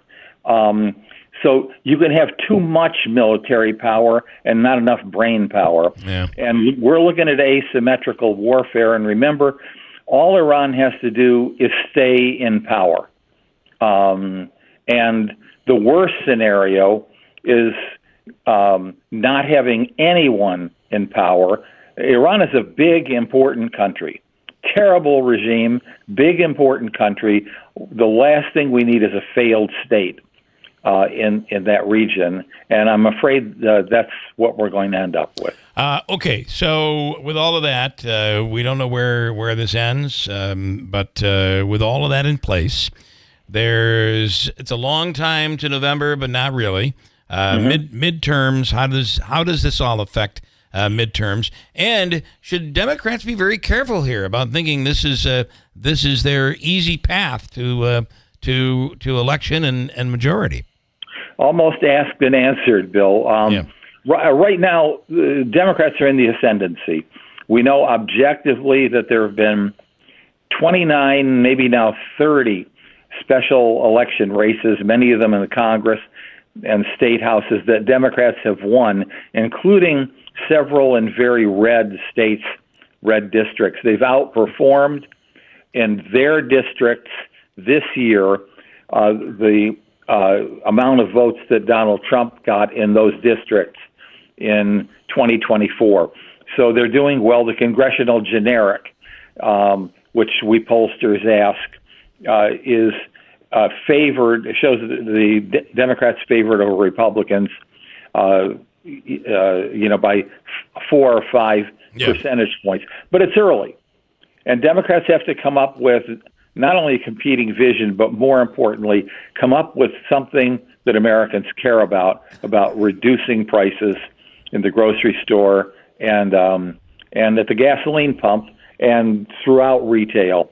And right now, that is the major weakness that Donald Trump has on affordability, on the war in Iran. If that war in Iran is still going on this summer and into the fall, Americans will have no patience for it whatsoever. Looking good for the Democrats, but it is not a beloved party right now. It's still viewed as elite, although those numbers are changing for the better for Democrats right now. But Democrats have to be very, very careful. Finally, one other issue is both sides are blaming each other on the shutdown. This is starting to get very, very ugly at airports. Somewhere I would think both parties would want to find a way to concede here, and both come out looking somewhat decent but damaged. I'm not sure I see it though. I don't see it at all. They've both dug in. This is one of those variables where the American people, in this case now travelers, are saying, come on, you got to help us out. You got to compromise on something. And the misreading by both political parties is that this is a war to the death. And it could be war to the death of both parties. Who if we continue, if you have airports shutting down, who gets blamed? Is it, I feel Democrats are vulnerable here. Democrats are vulnerable, but Republicans always get blamed. So I'm going to call for Republicans getting blamed. All right, John, we always appreciate your insight. Thank you so much. We'll do it again soon. Yeah, thanks, Bill. All right, John Zagby with Zagby Strategies. The Good Feet Store, you deal with pain and you'd like it to go away. There may be an option here, and for many there is. It's the Good Feet Store. Go in and take advantage of their 3-step system. The Good Feet Store, 4630 Commercial Drive in New Hartford. WIBX Utica Road, W295 From the WB Tain Insurance Studios, your news talk leader since 1925. WIBX 950 and 92.3 FM. Now the latest from Fox News. Iran keeps retaliating after another leader gets taken out. I'm Dave Anthony, Fox News. An airstrike overnight from Israel killed Iran's Minister of Intelligence. Since midnight, there have been Iranian ballistic missile barrages fired at Tel Aviv. These are smaller barrages, but they are more frequent. There were some direct impacts from cluster munition overnight. 2 Israelis have been killed in these attacks. Fox's Trey Yingst also reports from Tel Aviv. We know the Israelis are going after new targets inside of Iran, even this morning launching a fresh wave of strikes against western Iran.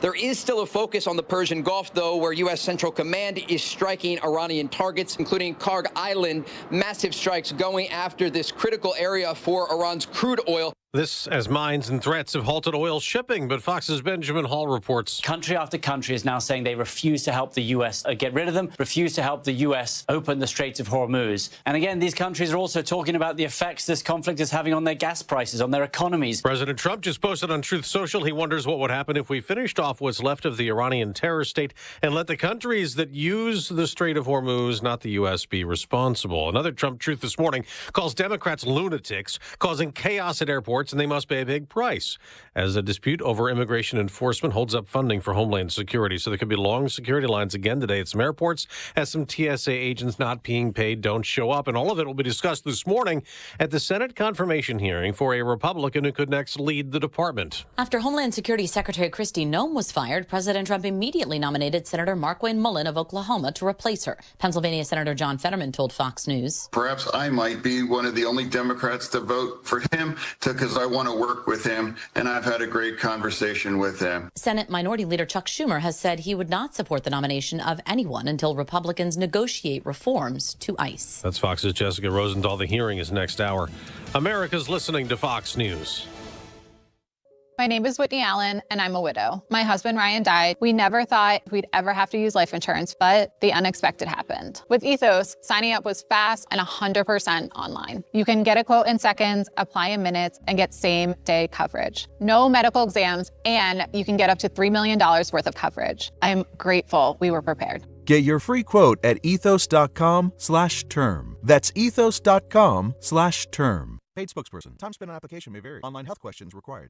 Following the attacks on 9/11/01, FDNY firefighter Daniel Foley assisted in the rescue and recovery efforts at Ground Zero. Daniel spent months and months searching for victims. Now, Daniel's death was the direct result of 9/11-related cancer. He leaves behind his wife, Carrie, and their children. Tunnel to Towers paid the mortgage on the family's home. Join us. Donate $11 a month to the Tunnel to Towers Foundation. Go to their website, the letter T, the number 2, the letter T.org. While Homeland Security funding remains held up in Congress, there is another bill that's a big priority for President Trump called the Save America Act. So good for our nation. I mean, who would not have voter ID? Who would not have proof of citizenship? And the only people who would want not to have that are people that want to cheat. But it is far short of the 60 votes needed to advance, as Democrats insist it'll make it harder for millions of Americans to vote. That procedural vote yesterday launched the Senate into a debate that stretched late into last night, and it could go on that way for weeks. It is over, of course, the Save America Act, which requires proof of citizenship to register to vote, photo ID when you cast a ballot, and oversight on state voter rolls where non-citizens have been flagged. That's Fox's Alexandria Hoff. Now an update on President Trump's White House ballroom plan. The National Trust for Historic Preservation sued in December to stop construction at the White House, saying the project needs congressional approval and an environmental impact assessment. D.C. District Court Judge Richard Leon, during arguments, calls it brazen for the administration to suggest a 90,000-square-foot ballroom is the kind of mere alteration allowed by Congress, like President Ford installing a pool. The administration also argues the project is allowed under a law called the National Park Service Organic Act. The White House East Wing was torn down in October to make room for the ballroom. Judge Leon says he'll do his best to make a decision by the end of this month on whether the project can proceed. Above-ground construction is scheduled to start next month. Chris Foster, Fox News. On Wall Street, stock futures are rising while oil prices are mixed this morning, not moving much. There's a baseball world champion, a new one, and it's not Team USA. A swing and a miss was the final out on Fox last night in the World Baseball Classic final. The U.S. had tied the game in the 8th inning, but Venezuela scored what ended up the winning run in the top of the 9th inning, beating the Americans 3-2. I'm Dave Anthony, and this is Fox News.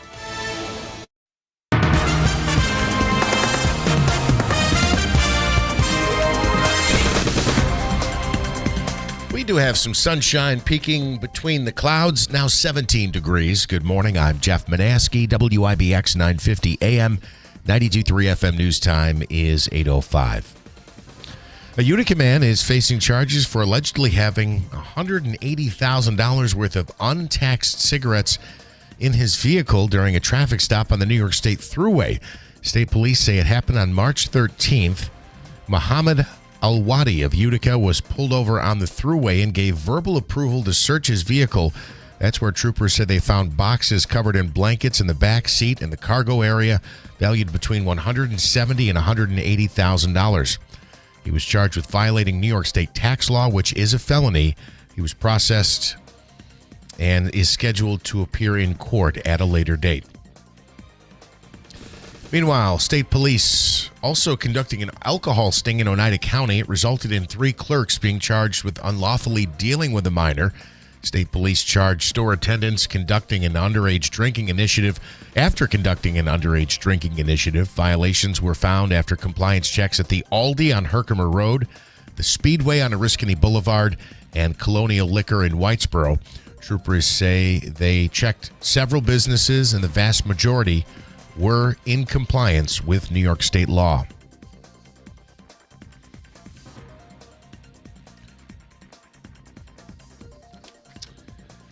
A major crash on I-81 in Oswego County. Now, the highway is back open this morning for the morning commute, but yesterday there was a near 20-vehicle crash. State police say it happened between exits 126 and 131 southbound in the town of Richland. There were about 20 other vehicles also snarled up in the collisions, but no accident damage was sustained. It's believed the crash was caused by whiteout conditions that were triggered by the snowstorm yesterday and strong wind gusts.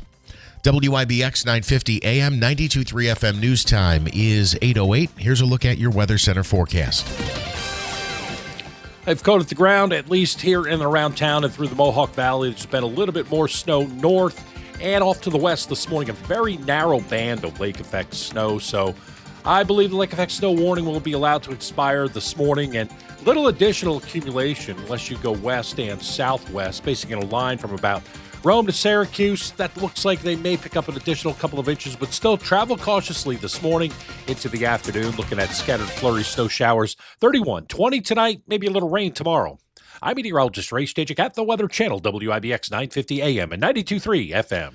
Right now, some sunshine, 17 at 8:08. In sports, the World Baseball Classic wrapped up last night as the NCAA tournament officially tipped off. Now, Venezuela celebrates its first ever World Baseball Classic title. Eugenio Suarez drove in the go-ahead run with a double in the top of the ninth inning. This after Bryce Harper clubbed a 2-run home run to tie the game in the bottom of the eighth inning. Team USA was looking to earn its second Classic victory. Ultimately, Garrett Whitlock is saddled with the loss for Team USA as he allowed that run in the top of the ninth inning. The first four of the NCAA tournament men's basketball tournament is underway. Howard beat UMBC 86-83 as they take the 16th seed in the Midwest region. They now play number 1 Michigan.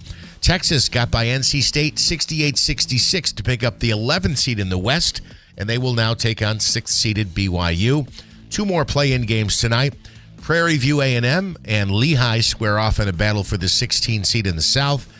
And Miami of Ohio, the record of 31-1 in a play-in game as they take on SMU. I know there's been a controversy over Miami of Ohio because they were 31-0. Mm-hmm. But I think Davey had mentioned that it was all about their schedule. So I think that's where if you want to contend for a number 1 seed or a top seed in basketball, and the same thing if the national championship for football or whatever, you really have to think about your schedule. Listen, I 99% agree with that. My point being, though, this isn't in contention for a top seed. They almost didn't make the field of 64. I know. Yeah. That's a good point. And had they won, they never would have gotten a top seed. Right. They wouldn't have been a 1 seed or a 4 seed or a 6 seed, Yes. And then okay, I misunderstood. And then the year Syracuse has been on the bubble, they get criticized for their strength of schedule, like the games right. they have. Strength of schedule has always been a big thing, right? Yeah. So, and I get that. I'm not saying they were world beaters, but I just think you completely devalue the regular season when you say a team went 31-0. And I know they're not a top conference, but they were playing other, college basketball teams, and they had some big wins, and they had some good wins. And so to say 31-0, and then they lose one game in the tournament, so now they're not one of the top 65 in the country. It's like, boy, I think you put a little too much stock in the conference tournament. Yeah, I think because you're not dealing with a McNamara's team, Siena. You're not dealing with Siena. If that was Siena, I can see that. Yeah. They're going to have a far weaker schedule. Right. But, it is what it is. But the beauty of this tournament, what makes this tournament so cool, is the automatic bids when you win your conference, and that includes some conferences that are not all that good. Right. And that is where all the upsets come from, which is why my wife has Siena beating Duke coming up. When is that game? Tomorrow.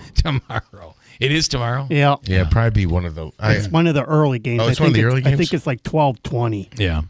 Well, Speaking of McNamara, he could be sliding right into the Syracuse job. Well, I think that's wishful thinking. I really think that's there's wishful a report thinking. out there last night, Jeff, that the main target was the South Florida Bulls coach, Hopkins. Well, that we know because he's already declined an offer. Yep. I think that's a mistake. So now everybody that you offer this job to knows that they're the second pick.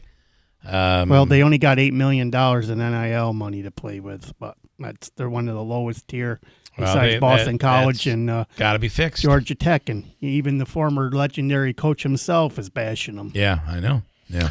Also, the Knicks beat the Pacers 136-110. Again, a lot of these NBA games are just blowout games, and I'm grateful. I'm happy to see the Knicks score 136 points, but they just don't play defense in the NBA anymore, man. 136.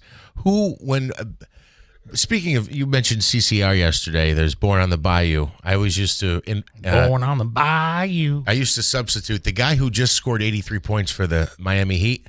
Bam Adebayo. That's his real name. Oh, it is. You can just substitute that right in there. Bam Adebayo. But my point being, I think they scored 150 points in that game. How did when I was growing up, the score would be 88 to 86, right. 94 to 91. If a team cracked 100, well, and then now they want to add two teams, so that's going to make it. It's going to water down the more defense diluted. even more. Yep. Yeah, yep. it's all right, 136 points last night. Anything else? I don't think so. We got a lot of comments here. All right, I do want to get into the comments, but before we do that, and now, ladies and gentlemen, I've had an epiphany. This is very exciting. I have a pair of tickets to give away to the... Oh, I thought you were going to say Trump was the greatest president of all time. I've had an epiphany. No, that's a stroke. Okay, let's be nice here.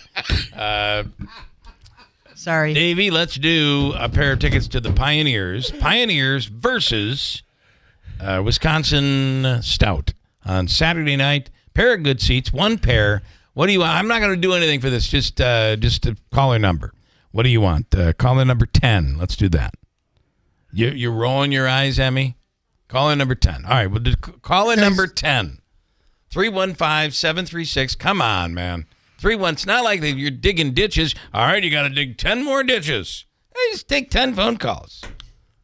315-736-0186. Comments. We have a ton. So I don't even know where to begin. There's so much. Let's start with Upside. We stepped on this Upside app. Well, I still stand by the fact the commercial is stupid. I've saved already $200 to $300. Come on, you'd know better than that if you're trying to save money. Okay, Darlene in Sequoia says Upside. She loves it. She loves it. She said it's very easy. You link your card, you claim the deal, and you accumulate money. Then you transfer it when you're ready to whatever account you want. I don't find the gas such a good deal, but it works at Price Chopper and at some restaurants.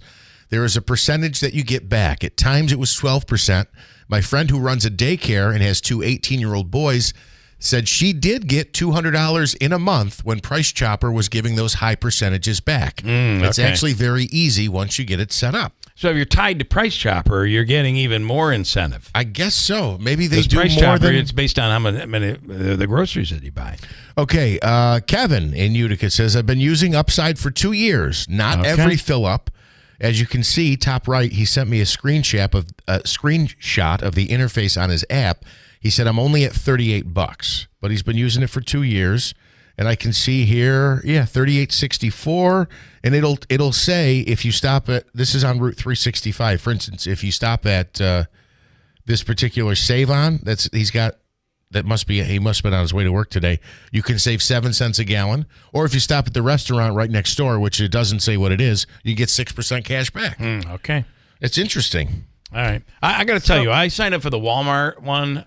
We did, if you sign up here, you'll save 10%, and you can cancel within. And then finally, I'm like, well, my wife's like, all right, well, we'll just order stuff from there and see how it works. And then it has this gas opportunity where you can scan your card or something, your app, at each gas station, but it's got to be a participating gas station. So I guess once you find out how to do it, and you find a gas station or the gas stations that work with it, it's all okay. But leading up to that, sometimes it can get pretty frustrating. Well, and I was led to believe that it was just gas. Me too. Like Price Choppers had a relationship with Burned Dairy for years. Yeah.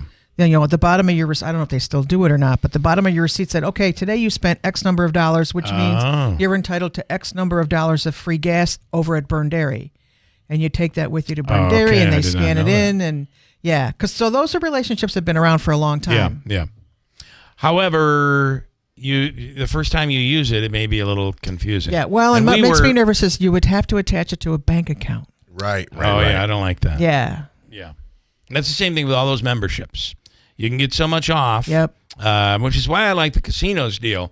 You go in there and lose your ass, and you get 15 cents off a gallon no matter what.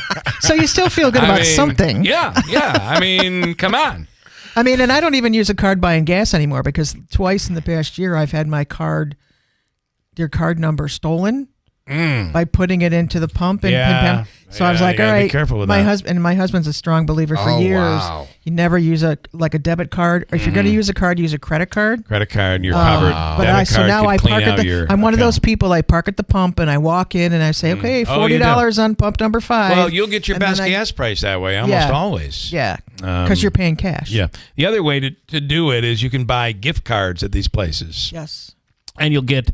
So you're prepaying. You'll get the member price by using their gift card. So any others? Kevin in Utica, we were talking about Smash and Bite this week. Pastrami that people are raving about. Yeah, and I'm one of them. It was delicious. So Smash and Bite is located in the plaza on Kellogg. Is it Kellogg Road in New Hartford? Kellogg Road. Yeah, that's Kellogg Road, New Hartford. That big shopping plaza. It's all the way down at the end. Hannaford Plaza, thank you. Is that like the Washington Mills / New Hartford? Yes. So Kevin went yesterday, and he messaged me during the day, and he goes, what was the name of the place you guys were talking about on the air? So I said Smash and Bite. So then he sends me a screenshot. Looks like he got the pastrami burger and some fries. He said, Which is a burger with pastrami on it. Yes. Yeah. And he says, oh, my God, how did I never know this existed until today? And I said, yeah, it's really good, right? And he said his wife got the pastrami Reuben. And he was going to get back to me. He said, Sinbad was super cool. I had to open today's show on YouTube for him to hear your review of his restaurant. So I guess he was playing clips of the Keeler show inside their restaurant yesterday. And I've got more for you, Bill. This is back to Upside. Rocky says the gasoline ad falsely claims that the average driver spends $5,000 per year on gas. To do that, you need to drive a vehicle that gets at least vehicle that gets 25 miles per gallon at $3 a gallon for 48,000 miles. Wow. That's a lot of driving. Yeah. Rocky, if your math is correct, thank you for doing the math and laying that out, because I do think that's an inflated claim. Mike says, I signed up for the Upside app, and I'm saving 6% when I go to a convenient mart and buy untaxed cigarettes. But they have to be untaxed. Otherwise, the savings goes right down the tubes. Yep. Any others? I've got here Rick in Utica. You know, this is the conversation we had with the CEO of MVHS yesterday, LaCates. I thought that was I feel this, I'm just going to say. Okay. I feel that they're in good hands with him. He seemed nice. Yeah, I liked him. I feel like his answers were he answered everything and logically makes sense. And it seemed like he was frank, and he even said, listen, we got to fix this. There are a lot of things that could be causing it. You know, the wait time of the ambulance. There's a lot of things that could be causing this, and it's a complex problem, but we have to do better. I feel like, how do you criticize an answer like that? So, unless they don't do better, but right. I think coming out, I liked him. I think they're in good hands. Yeah, I prefer his approach as opposed to deflecting or blaming somebody else. I totally agree with you on that point. So Rick in Utica is the one who sent us the question, who said, can the sidewalks on Ballantyne Bray adjacent to St. E's be repaired? Did I ask that on the air, I believe? Or maybe not. Maybe it came in too late. Anyway, Rick followed up today. We did not ask that question. Rick followed up today to say there's currently an active codes violation related to the sidewalks. That would be I'm pretty sure that's the hospital's responsibility. I think it is. Sidewalks. He says the property has until May 1 to complete the necessary concrete work. The sidewalks must be properly conditioned before they can be poured. I'll monitor this as we approach that deadline. If the work is not started by mid-April, I'll follow up with codes to confirm the next step and timeline. Jeff, this is from a council person regarding the broken sidewalks on Ballantyne Bray that St. Elizabeth has ignored for years. Yesterday, the CEO knew nothing about it. So I don't know if I did get a chance to ask or not. I don't think we did. Because Rick is saying... There's actually a codes violation out in our parking lot. I now practically have to drive on the sidewalk and the lawn to get around the giant potholes in our... I feel like we ought to go over to like one of the hardware stores and they've got these bags of blacktop. Macadam, just pour it in there and drive over it, and at least it'll fill it up. But it's brutal out there right now. Yeah, there's unfortunately a lot of places, and I don't want to specifically pick on any one place because there's one that comes to mind that I was in their parking lot yesterday. Town Square? No. No. They had I won't mention the business, but they had a sign up that said, drive like your children are here playing. And I wanted to drive into the building. That's a fair thing, right? And I get that. I respect that approach. You're at a place, slow down. Kids are walking around or whatever. But I would never throw my child into the Grand Canyon. And the comparison being that he would be playing in that parking lot. There. And Jeff. You wanted a parachute for Christmas. You travel over this road every day. And I've traveled that road every day, too. Coming over by Main Street in Whitesboro over there by Adirondack Bank where the old Rite Aid is and Subway, you see the sign that says rough road. Yeah, there's a couple spots. Now, that's not a business. That's just a road, a public road. But this was a particular parking lot, and I thought I was going to lose 2 tires in there. But to your point, it is that time of year, and you got to be careful. It's hard up you're in driving, the Northeast. Right? It's difficult. Until they can get the patch stuff out there and start filling these. It's like, man, you sometimes I'm shocked I don't flatten a tire. Sometimes you can flatten a tire, you at least pierce a tire, or your lineage, a tie rod, a ball joint, gone. Well, there's a place up where Alexa lives, up in Barneville. Alexa is Davy's girlfriend. It's in walking distance to where she could go walk. But she loves to walk. But me being the nice other half, like to walk. She doesn't like to walk. I give her a ride. So when she loves to ride. Continue. Never mind then. I'm just trying to keep people abreast. So when you pull into the parking lot, you have to avoid this big crater hole like we do here at our radio station. Same thing. Yeah. Well, she could walk, but like I said, but she loves to ride. Never mind. Okay. Have a good day. All right. Just saying. Nick asks, who does Suarez play for in Major League Baseball? And this was the player I was trying to... He's the one that hit in the ninth inning. Eugenio Suarez, excuse me. Yeah, he was at Seattle.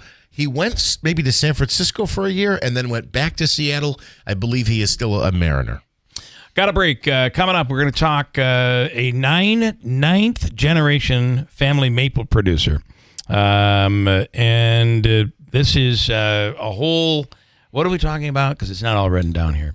I'm sorry about that. It's, March is Maple Month, so we're having a big maple celebration at the market this weekend. Well, I got to tell you, a lot of what you're buying right now locally has just been packaged and cooked. So it's really, really fresh and good.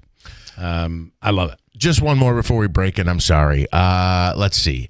Lance says you did ask that question to the CEO of MVHS. I he said, remember. you guys better have the studio checked for radon. You guys don't remember anything. And my only defense to that is, and this is probably to our own fault. Check for radon. We should. But like when we go to break, we just continue talking. So it's sometimes different. It's difficult to remember. Did we hit this on the air or did we joke about this during a break or and after the show? What did he say on the air? What did he say? I don't remember. Okay. That's the best part. Well, I think he said they were working on it and they were going to address it or something along those lines. Right. I don't think he said it's not our problem. I don't think he said it'll be fixed by lunchtime. I think he said it's okay, part of the process. Quick break. Coming up, we'll talk maple syrup. Also, Notre Dame is having their annual raffle, which is one of the best odds opportunities for you to make some money. And Ryan Nobles from NBC coming up. Possibility starts with the right financial solutions. From Amerique Credit Union. Get started today at amerique.org/possibility. These are uncertain times. Ongoing geopolitical tensions in the Middle East and beyond continue to shake global markets, driving up energy costs and creating widespread volatility. Gold has responded as history shows it does, climbing to new highs as a proven safe haven against inflation and unrest. Silver follows strong, offering even more protection for diversified portfolios. Call True Gold Republic at 800-300-GOLD for your free guide on protecting your retirement. If you're 55 or older, approaching or enjoying retirement and have significant savings, you understand why stability matters now more than ever. Paper assets can vanish in a crisis, but precious metals have endured for generations. True Gold Republic helps Americans like you protect what you've built with real gold and silver IRAs. Call 800-300-GOLD for your free wealth protection guide today. No obligation, just information. Consult your tax professional before investing. Call 800-300-4653. That's 800-300-4653. 1-800-300-GOLD. Hurt in a car? Call William Attar. 315-444-4444. I remember brushing my hair and looking down and thinking, oh my gosh, do I have any hair left? I used to look at women with thick, beautiful hair and think, why doesn't my hair look like that? My thinning hair is making me feel so old. If you want thick, healthy, gorgeous hair, then you need Hair Volume from New Nordic. With clinically proven ingredients like apple extract, biotin, and millet, Hair Volume nourishes your hair follicles to promote thicker, healthier-looking hair. Say goodbye to shedding, thin, and dull hair, and hello to thick, healthy hair with Hair Volume. Since taking Hair Volume, the shedding has all but stopped. Now, instead of being jealous of other women's hair, I have friends who are jealous of mine. My hairdresser couldn't believe the difference in my hair. Now she's using Hair Volume too. Available as a tablet or delicious gummy, Hair Volume is available online at Amazon and NewNordicUSA.com, or find Hair Volume in the hair care aisle at your local CVS. Utica and the Mohawk Valley, do not overpay for your next mattress. Mattress Express is upstate New York's largest specialty bedding retailer. Take advantage of our guaranteed lowest price program. Bring in any locally advertised price or quote on a brand we carry. We will beat the price. Furthermore, if within 90 days of purchase you see that mattress advertised for less, bring it to our attention. We will refund the difference. Selection, no one in New York State has all these brands under one roof except Mattress Express. Tempur-Pedic, Stearns & Foster, Sealy, Purple, Puffy, the Smart Bed by Instant Comfort, Posh & Lavish, Therapeutic, Simmons Beauty Rest Black, Serta, Eye Comfort, Avocado, and more. On New Hartford and Commercial Drive next to Pet Supplies Plus. In Oneida and the Glenwood Plaza by the movie theaters. And Rome on Black River Boulevard. Open 7 days a week. Go to mattressexpressny.com. Call 1-800-NEW-BED. Is your business the best at what you do? Then you should be a Central New York's Industry Ace. Our Industry Aces are made up of the best businesses in the region, and we'll help you tell your story to thousands of consumers in the Mohawk Valley. With a combination of on-air and online testimonial commercials, along with targeted social media ads that are guaranteed to reach the consumers you want to be talking to. And best of all, these messages are coming directly from you. Interested in learning more? Contact Megan Powers at 315-768-9500.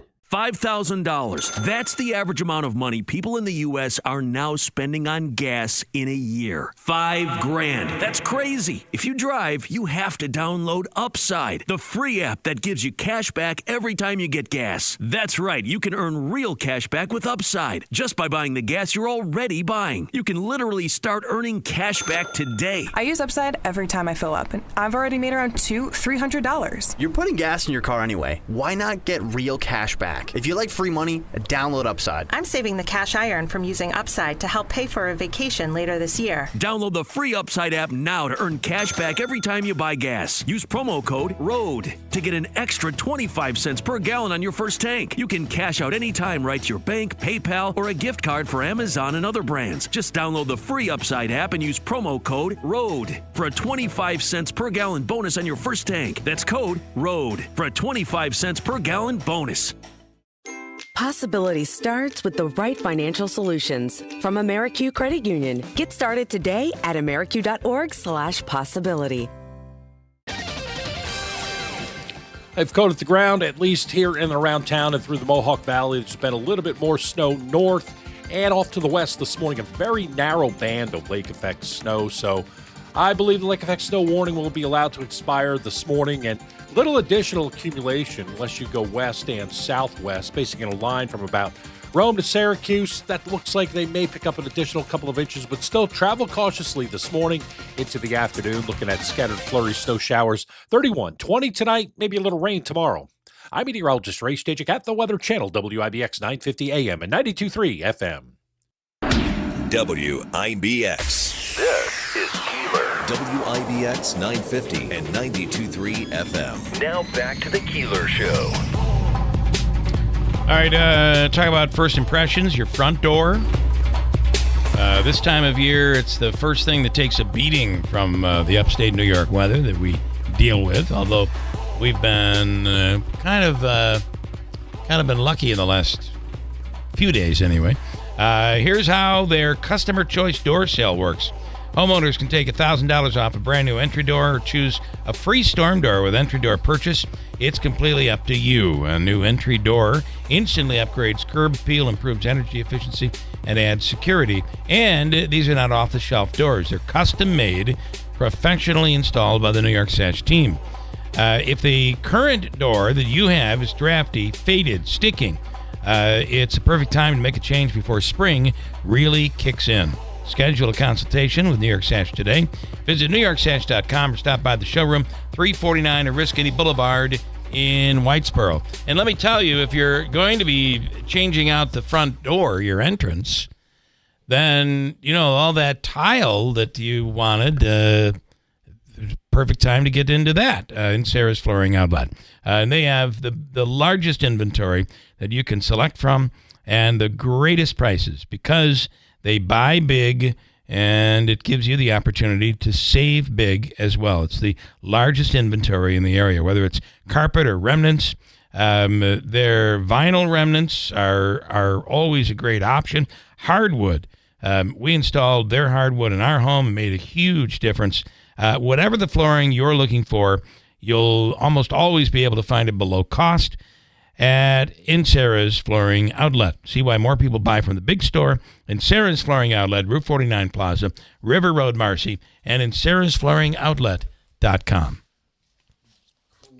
Sorry. Going quickly, Lance, the official show watcher, says the CEO said he couldn't comment on it because he didn't know anything about it, and that's in relation to the sidewalks. And one more comment. Mike says, I just had to laugh. You guys just played the Upside commercial. We did. And the woman says she's using it to save money for a vacation. Where is she planning on going to vacation? Proctor Park? That is the truth. Like that. All right. Maybe it's a good app. The commercial's stupid. Yeah. Well, the feedback we got today from the audience, they like it. So, all right. Do it. I'm sorry. I don't know how to pronounce your first name. I feel so stupid. No worries. It's Natyka. Natyka. Hello, Natyka. Natyke. I like it. Is that right? Is that a family name? Natyka. It's my grandmother's. Natyka. Yeah, I got it for my birthday. That's awesome. How do you say it? Natyka. Yes. Natyka Walters is 9th generation family maple producer. I am. And I feel like a dummy not really knowing. I actually had this conversation with my wife. Like, I feel stupid.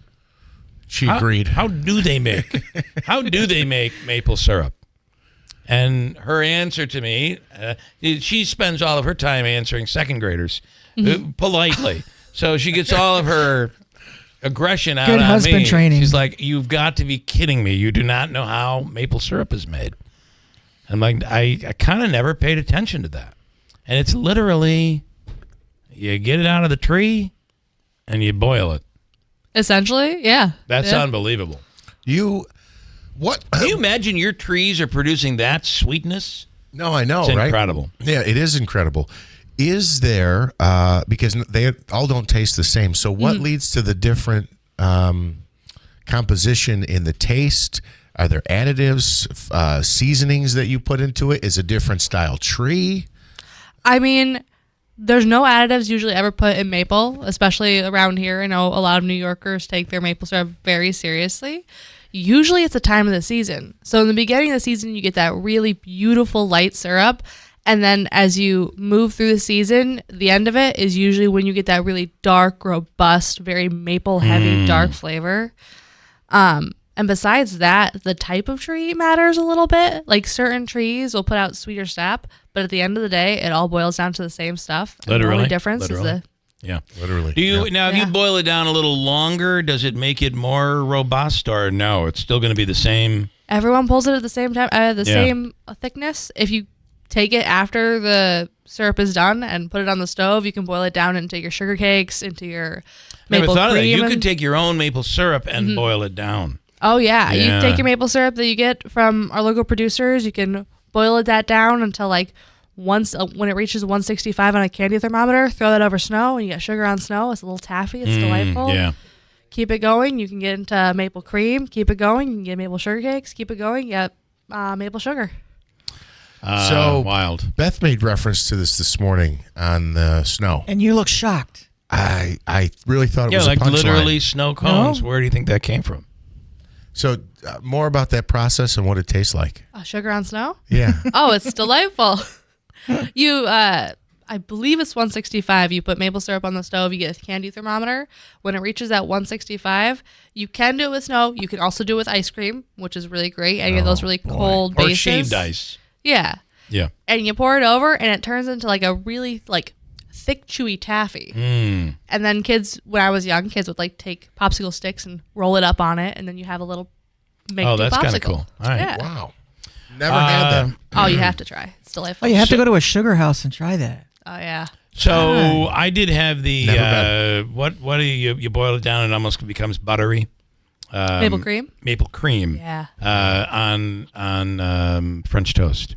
Holy cow! Because I'm not a big French toast fan, but the syrup just kind of rolls off, and you're still tasting that just bread. You're just tasting the bread. I don't know why. Well, the bread's the sponge. It is. It is. But that maple cream stays there, and in every bite you're getting a nice portion of that. Mm-hmm. It's really good, which I shouldn't have been having, but I loved every bit of it. So, all right, what are you going to have available at the market this weekend? Yeah, the market, we have the New York State mobile maple experience. So you have that availability and option to go down and see from the history of where it started with the Native Americans all the way through how we do it now and the grading and the packaging. We also will have our farm to school educator there giving samples of maple milk, and we will be there giving samples of maple syrup. So we're going to be there with a couple other producers to answer all of anyone's questions on what's going on. You know, the first maple syrup, the snow cone, the concept of that was created by the Oneidas. Oh, no kidding. I have no idea, but it could be true. Oh. Right? I mean, you'd think probably, right? Someone's got to try it first. Snow, they had somebody's asking, do you have problems with squirrels trying to get into the syrup? Nonstop. Not the syrup specifically. The syrup, we usually have... You have a cover over it, right? While it's boiling, we're all there because there's a fire under it. Right. And then when it's done, it gets put into barrels or bottles. So you boil outside? Yeah. Okay. What we have a problem with the squirrels about is... So basically, maple syrup is taking sap and boiling it down. What we do as producers is make that as efficient as possible. So a lot of us have tubing. The squirrels will eat through the tubing to get to that sap. Yeah. Wow. Yeah. How to get to the sap. Yeah. Mm-hmm. They'll eat through anything. Like you have an extension cord. They'll chew through, and they just chew through everything. But when they know they've got that sweetness on the other side. There you go. How do you know if you have so is any maple tree, or is it got to be a sugar maple? Sugar maples are the best, but any maple tree will make maple sap. Is a sugar maple the one that's kind of a messy tree, where it's always always leaking sap? The helicopters and no. Oh, no. You know what I'm talking about? The helicopters, those the little seedlings. Yeah. Our entire front lawn is blanketed with them, with this one tree. And somebody said, "Oh, that's a sugar maple." I have no idea. I mean, if it's a maple, tap I'm it. gonna just poke a hole in it. There you go. See what happens. I mean, give it a try. Real quick, I mentioned this morning. I had maple infused milk. Am I saying that right? Maple infused milk for the first time recently. It was so delicious. So you can try that this weekend at the market. Yeah. And I wanted to ask, if somebody has a tree in the backyard like Bill, or in the front yard, how much would you get out of that? How easy is it to tap? And do you do it year round? It's you always taking it, because I know you said at the beginning of the season it's lighter, gets thicker as the season goes. And would you get enough out of one tree? I mean, you always get enough out of. Depends on how big the tree is. Ideally, you want it to be. You don't want to be able to put your hands around it before you tap it. You want it to be a little bit older, and how big the tree is and how healthy the tree is will depend on how much sap you get out of it. But I've had people do it with 2 or 3 trees in their yard. Grab a bucket and a spout and tap it, and then once you get that sap, just put it on a boiler on your stove for a while. It'll boil down to, it's a 40-to-1 ratio, so it'll boil down like 39 portions of it. And I think it's a great experience for anyone to do, just to see where it comes from. Yeah. All right. Where can we get your maple? In the store? Do we stop by the farm? Where do we get your product? Most of our product is spoken for. Oh, really? Wow, good. Oh, that's a good problem to have. Yeah, it's a really good problem to have. But we have a lot of local Oneida County producers. I tell radio people that it's like you need more listeners. I know most of our listeners speak. Their seats. Our are audience all, is spoken for. Yeah, we have just about what we need, what we want. Don't want any more. Yeah, we get a lot of ours. We get shipped to Colorado for health food stores. That's awesome. Yeah. What a great. Good. I mean, your market is set. We do have several other maple producers at the market that will have, their maple there. So this is a big maple weekend for. Well, March is Maple Month in New York Yeah. State. So, All right. and this is the first of two maple weekends, which New York State celebrates maple syrup. So, all right, a lot of the producers open up their their sugar bushes for Maple Weekend, and if you want to figure out where's doing that locally to you, you go to mapleweekend.com. It'll have a map of producers who open their sugar bush for the and weekend. go to New York State Maple Association website. You can track it there too. Ryan Nobles from NBC. Do you have any questions on maple syrup, Ryan? This is a very compelling conversation. I know I actually have more questions, but I'm going to save them for next time. No questions on maple syrup, but I do have a huge tree that fell in my front yard, and I need someone to deal with that. So. Okay, well, is that a whole separate topic? That's tree related. First thing you have to do is get a bucket. Talking about trees. So Get a bucket around the bottom of the break. Get a bucket around the break.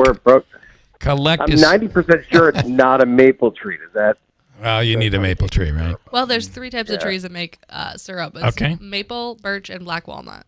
Okay. The stuff that comes from a pine tree is not. I mean, you could drink it, but I wouldn't recommend It wouldn't. Okay. All right. Thank you so much. We appreciate it, and look for them at the market. Excited to see you. Okay, good deal. I want to bring in quickly, Ryan. I have to take care of Notre Dame, which is having a.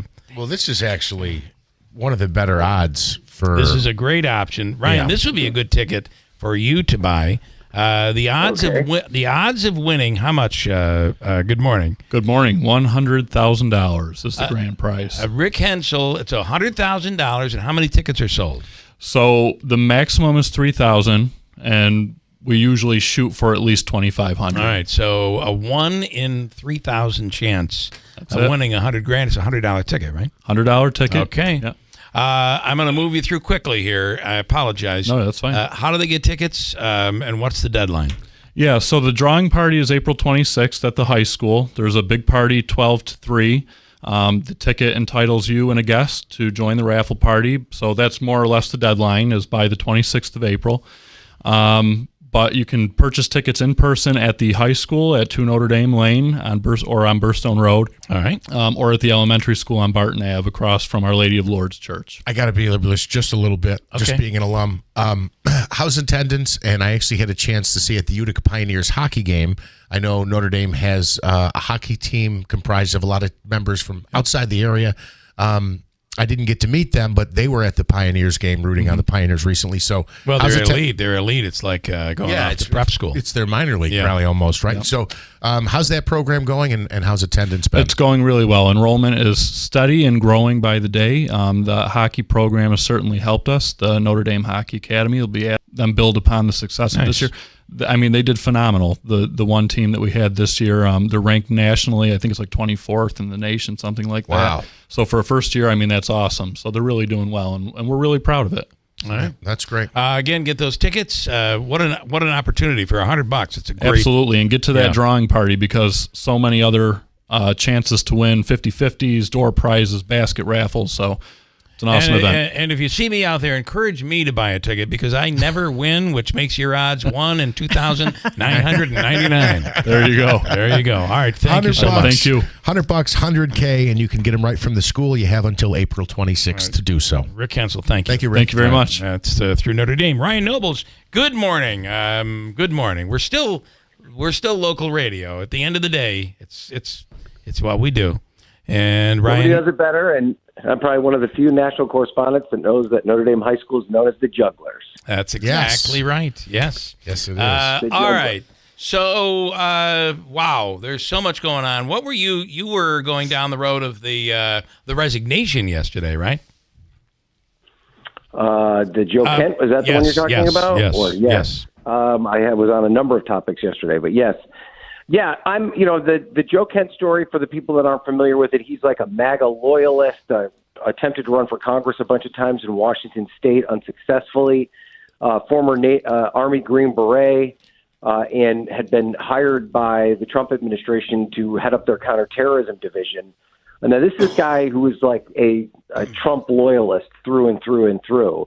And he revealed yesterday in a social media post that he was resigning his position as the head of the counterterrorism outfit because he has a moral opposition to the Iran war, which I think certainly sent shockwaves through Washington, that somebody who was so loyal to Donald Trump could have been so willing to break with him. But I do think that there's some context that's important to this. I think that Joe Kent, if you talk to people that know him, he's kind of a loose cannon. He definitely delved into some wild conspiracy theories. There were people in the administration that accused him of being a leaker, and there was a sense that he was not really on the inside of the decision-making process there. And so the question is, was he genuinely opposed to what the administration was doing in Iran, or was he already on the way out, and this was just him burning the house down on the way out? Either way, the fact that somebody who kind of made his political fame or whatever based on his loyalty to President Trump, willing to so publicly break with him over Iran, I think is significant. And you're continuing to see this backlash amongst the hardcore MAGA sphere. In fact, Kent, I think, is going to be on Tucker Carlson's show today, and Tucker Carlson continues to be pretty critical of the war. So this is a political issue for President Trump that he hasn't really found a way to navigate out of. And I think the next, couple of weeks are going to be very important as this heads forward. And then gas prices continue to rise. There's going to be a real impact on the average everyday American here. Well, and I also read the head of, I believe, the Proud Boys, who came out on a podcast yesterday that he was I forgot who he was filling in for, but nonetheless, he came out against President Trump. He's no longer MAGA, no longer supports Trump. But the problem is some of these are rooted in white supremacy. And in this case, it's absolutely rooted in anti-Jewish thoughts, anti-Semitism. That group is very upset that we are going at this, and it seems in their eyes, and even in Kent's eyes, that this is about supporting Israel, and that is their beef. Yep, and I think that's kind of a weird development in all of this. And I think you and I have talked a lot about how the political spectrum is not a straight line. It's much more of a circle. And this is where the kind of hardcore lefty and the hardcore righty meet, in that there is a vein of politics right now that is very specifically anti-Israel, borderlining into anti-Jew. And the distinction is very, very important. And there are a number of people who have genuinely serious opposition to the Netanyahu regime. They have serious opposition to the way Israel is conducting itself on a global stage. And then there are people who are just flat out anti-Semitic who think that there's some sort of conspiracy that Jewish people are trying to run the world, and that President Trump has been co-opted by that wing of the party. The issue for President Trump is that he has kind of entertained and not necessarily pushed that vein of thinking out of his political universe, and as part of his rise to power, and now it's coming back to bite him. And I do think it's interesting because everyone runs on some level of anti-war a position as they're running for president. Barack Obama did, and you see Donald Trump doing it. And then they get into the office and they recognize and they learn more about the threats around the world and the possibility of what could happen if you don't intervene, and they all of a sudden make different decisions on what they campaigned upon. I don't know if that's what's happening with President Trump, but there's no question that his position during the campaign is diametrically opposed to the decisions he's making now when it comes to this foreign intervention. Right. And there were a lot of his base of support that was very much anti this type of action. And I think you're seeing a real split among the people that were his loudest supporters as to how this process plays out. And if it doesn't wrap up soon and it just continues to drag on, and there's every bit of evidence to believe that it's going to continue to drag on, this is going to be a real political problem for Republicans in particular. Spot on. He's really spot on. Yeah, I mean, what you now have is you have people stepping away, and not just in over the fact that it's Israel, but people stepping away because there were so many who advised against this action, and it predicted that it was exactly going to happen. Even the fact that when President Trump continues to say in briefings that no one saw it coming, no one thought they would attack their allies, their own neighbors. We never saw it coming. That's not true. Absolutely 100. That isn't a debatable issue. He was absolutely advised that was exactly what could and was probable to happen. I just find it, it's weird that I've been covering politics long enough to have have a firsthand knowledge and memory of how these things go, right? I mean, I distinctly remember as a young reporter in the wake of 9/11 covering the ramp up to the Iraq War, which would have been the second Iraq War. Yeah. And this thought process and this, a line that the administration at the time gave us that we're just going to go in quickly, we're going to take out Saddam, and then this democracy is going to spring and it's going to change everything, and the whole face of the Middle East is going to change, and we're going to do the same thing in Afghanistan. And then what you find out is that in the beginning you can drop bombs and you can knock out their major infrastructure and you can destabilize their government, and it looks like you've won this big military victory. But then you realize that the vacuum that exists when you take out that infrastructure is not something that is necessarily kind to your long-term goals. Yeah. And it's almost like cockroaches. You can't just keep, stomping them out with your foot. They'll just pop up again. And what's happening in the Strait of Hormuz right now is the exact example of that. You can knock out every one of their nuclear facilities. You can knock out all of their ballistic missiles.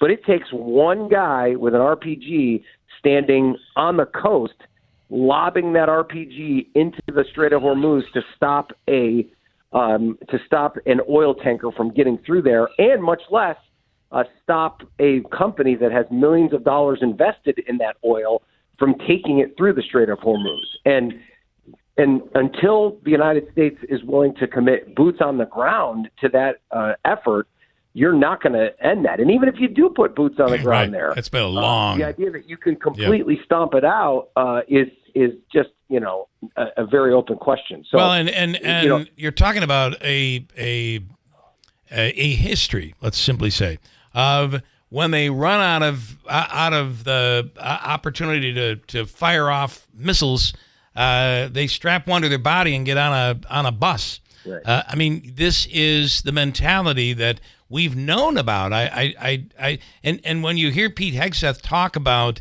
how we're not going to be dumb like other presidents. Other presidents were dumb.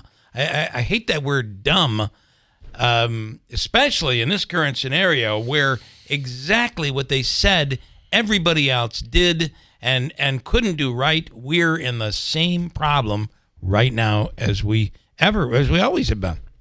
This isn't anything new.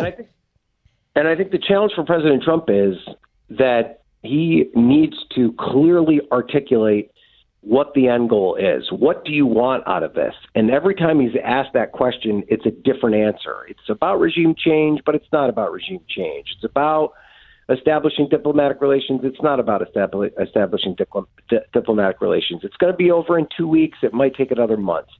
That uncertainty just makes not only the American people, the voters, antsy and nervous, but all of the people that have skin in the game here. If you're one of these countries along the Persian Gulf, along the Arabian Peninsula, who is constantly seeing drone attacks on a day-to-day basis, these major metropolitan cities in like Abu Dhabi and Dubai and countries like Qatar, they're not going to want to tolerate this for very long, and they also want to be able to sell their oil to the rest of the world. And so I don't know how long they can tolerate this instability before there's some backlash there. I mean, to Trump's credit, in the beginning, the fact that he had buy-in from all of them was pretty remarkable. But I think it was buy-in for a very short and very specific, targeted attack, not this what is increasingly becoming a much more elongated and difficult problem without a real solution in place. And I don't know if you saw yesterday, one of my colleagues, John Allen, was in Pennsylvania and was talking. Just went up and started talking to people at the gas station who were paying, $1 more a gallon. And he found a woman who was a 3-time Trump voter who just hammered President Trump and blamed him for everything, and said that she feels like an idiot for voting for him for 3 times, voting him 3 times. And she had every appearance of being a prototypical Trump voter. And, if he's losing people like that, I would hate to be a Republican running in the midterms, because that's going to be a very difficult rock to get out from underneath when you're trying to make a case to your voters. Going to be interesting. However, let me tell you, if anybody can screw it up, it'll be the Democrats. So let's not forget they that. They don't really have a cogent message on this. They don't. And they're polling. 100% right. They're polling congressionally lower than Republicans. So these are very difficult times. That's all I can. Well, I think what's going to happen, Bill. I know we're out of time, but I agree. The Democratic brand is not very strong at all. I don't think you want to run with a big D next to your name coming up in this upcoming election. But if you saw last night, Julia Stratton, who's she just won the primary to run for the Senate seat in Illinois. She's already said that she's not going to support Chuck Schumer as the next majority leader. A Democratic leader in the Senate. You are going to see these individual candidates in individual races run away from the party establishment, Republican and Democrat. Yep. And the winners are going to be the people that can stand on their own and make a case to their voters. We have like 35 seconds. What about the shutdown? I mean, this could really come back to bite the Democrats. It is right now, but the Republicans as well. No one's willing to negotiate. 30 seconds. It's crazy, just the lack of urgency around this right now, and the fact that nobody seems willing to bend. I don't see an end to this at any time soon, and I think the lines at airports are going to get even longer. And around a time where the terrorism threats are just increasing, it just seems lunacy that they can't come to a deal. Always appreciated, Ryan. You could just be like, Utica, I'm beyond that. And I appreciate the fact that you do not. Your loyalty is greatly appreciated. Thank you. It's one of my favorite places in the world. I'll never forget my friends in Utica.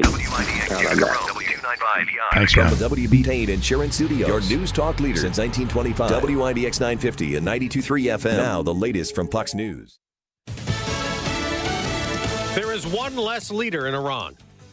I'm Dave Anthony, Fox News. An Israeli attack killed another one. Ismail Khatib, the intelligence minister of Iran, was taken out in a strike overnight. We are told this was a joint Israeli and American intelligence effort. Khatib was one of the individuals responsible for taking down the internet in Iran, and also someone who was tracking Iran's terror cells around the world, sleeper cells in countries that officials here tell us were threatening U.S. politicians and even President Trump. Fox's Trey Yingst in Tel Aviv, which Iran has been targeting with more missiles. 2 Israeli civilians killed. Also, the U.S. keeps hitting Iran. Air Force dropping massive 5,000-pound bunker busters. These are GPS guided. They're used against hardened or buried targets. Some of those anti-ship missiles that Iran has that have been threatening commercial traffic through the Strait of Hormuz. Fox's Steve Harrigan near the Iran border in Armenia. Oil and gas prices are up today, as we just got also an update on inflation showing prices rising more than expected just before the conflict started. February PPI, month over month, a 0.7% jump.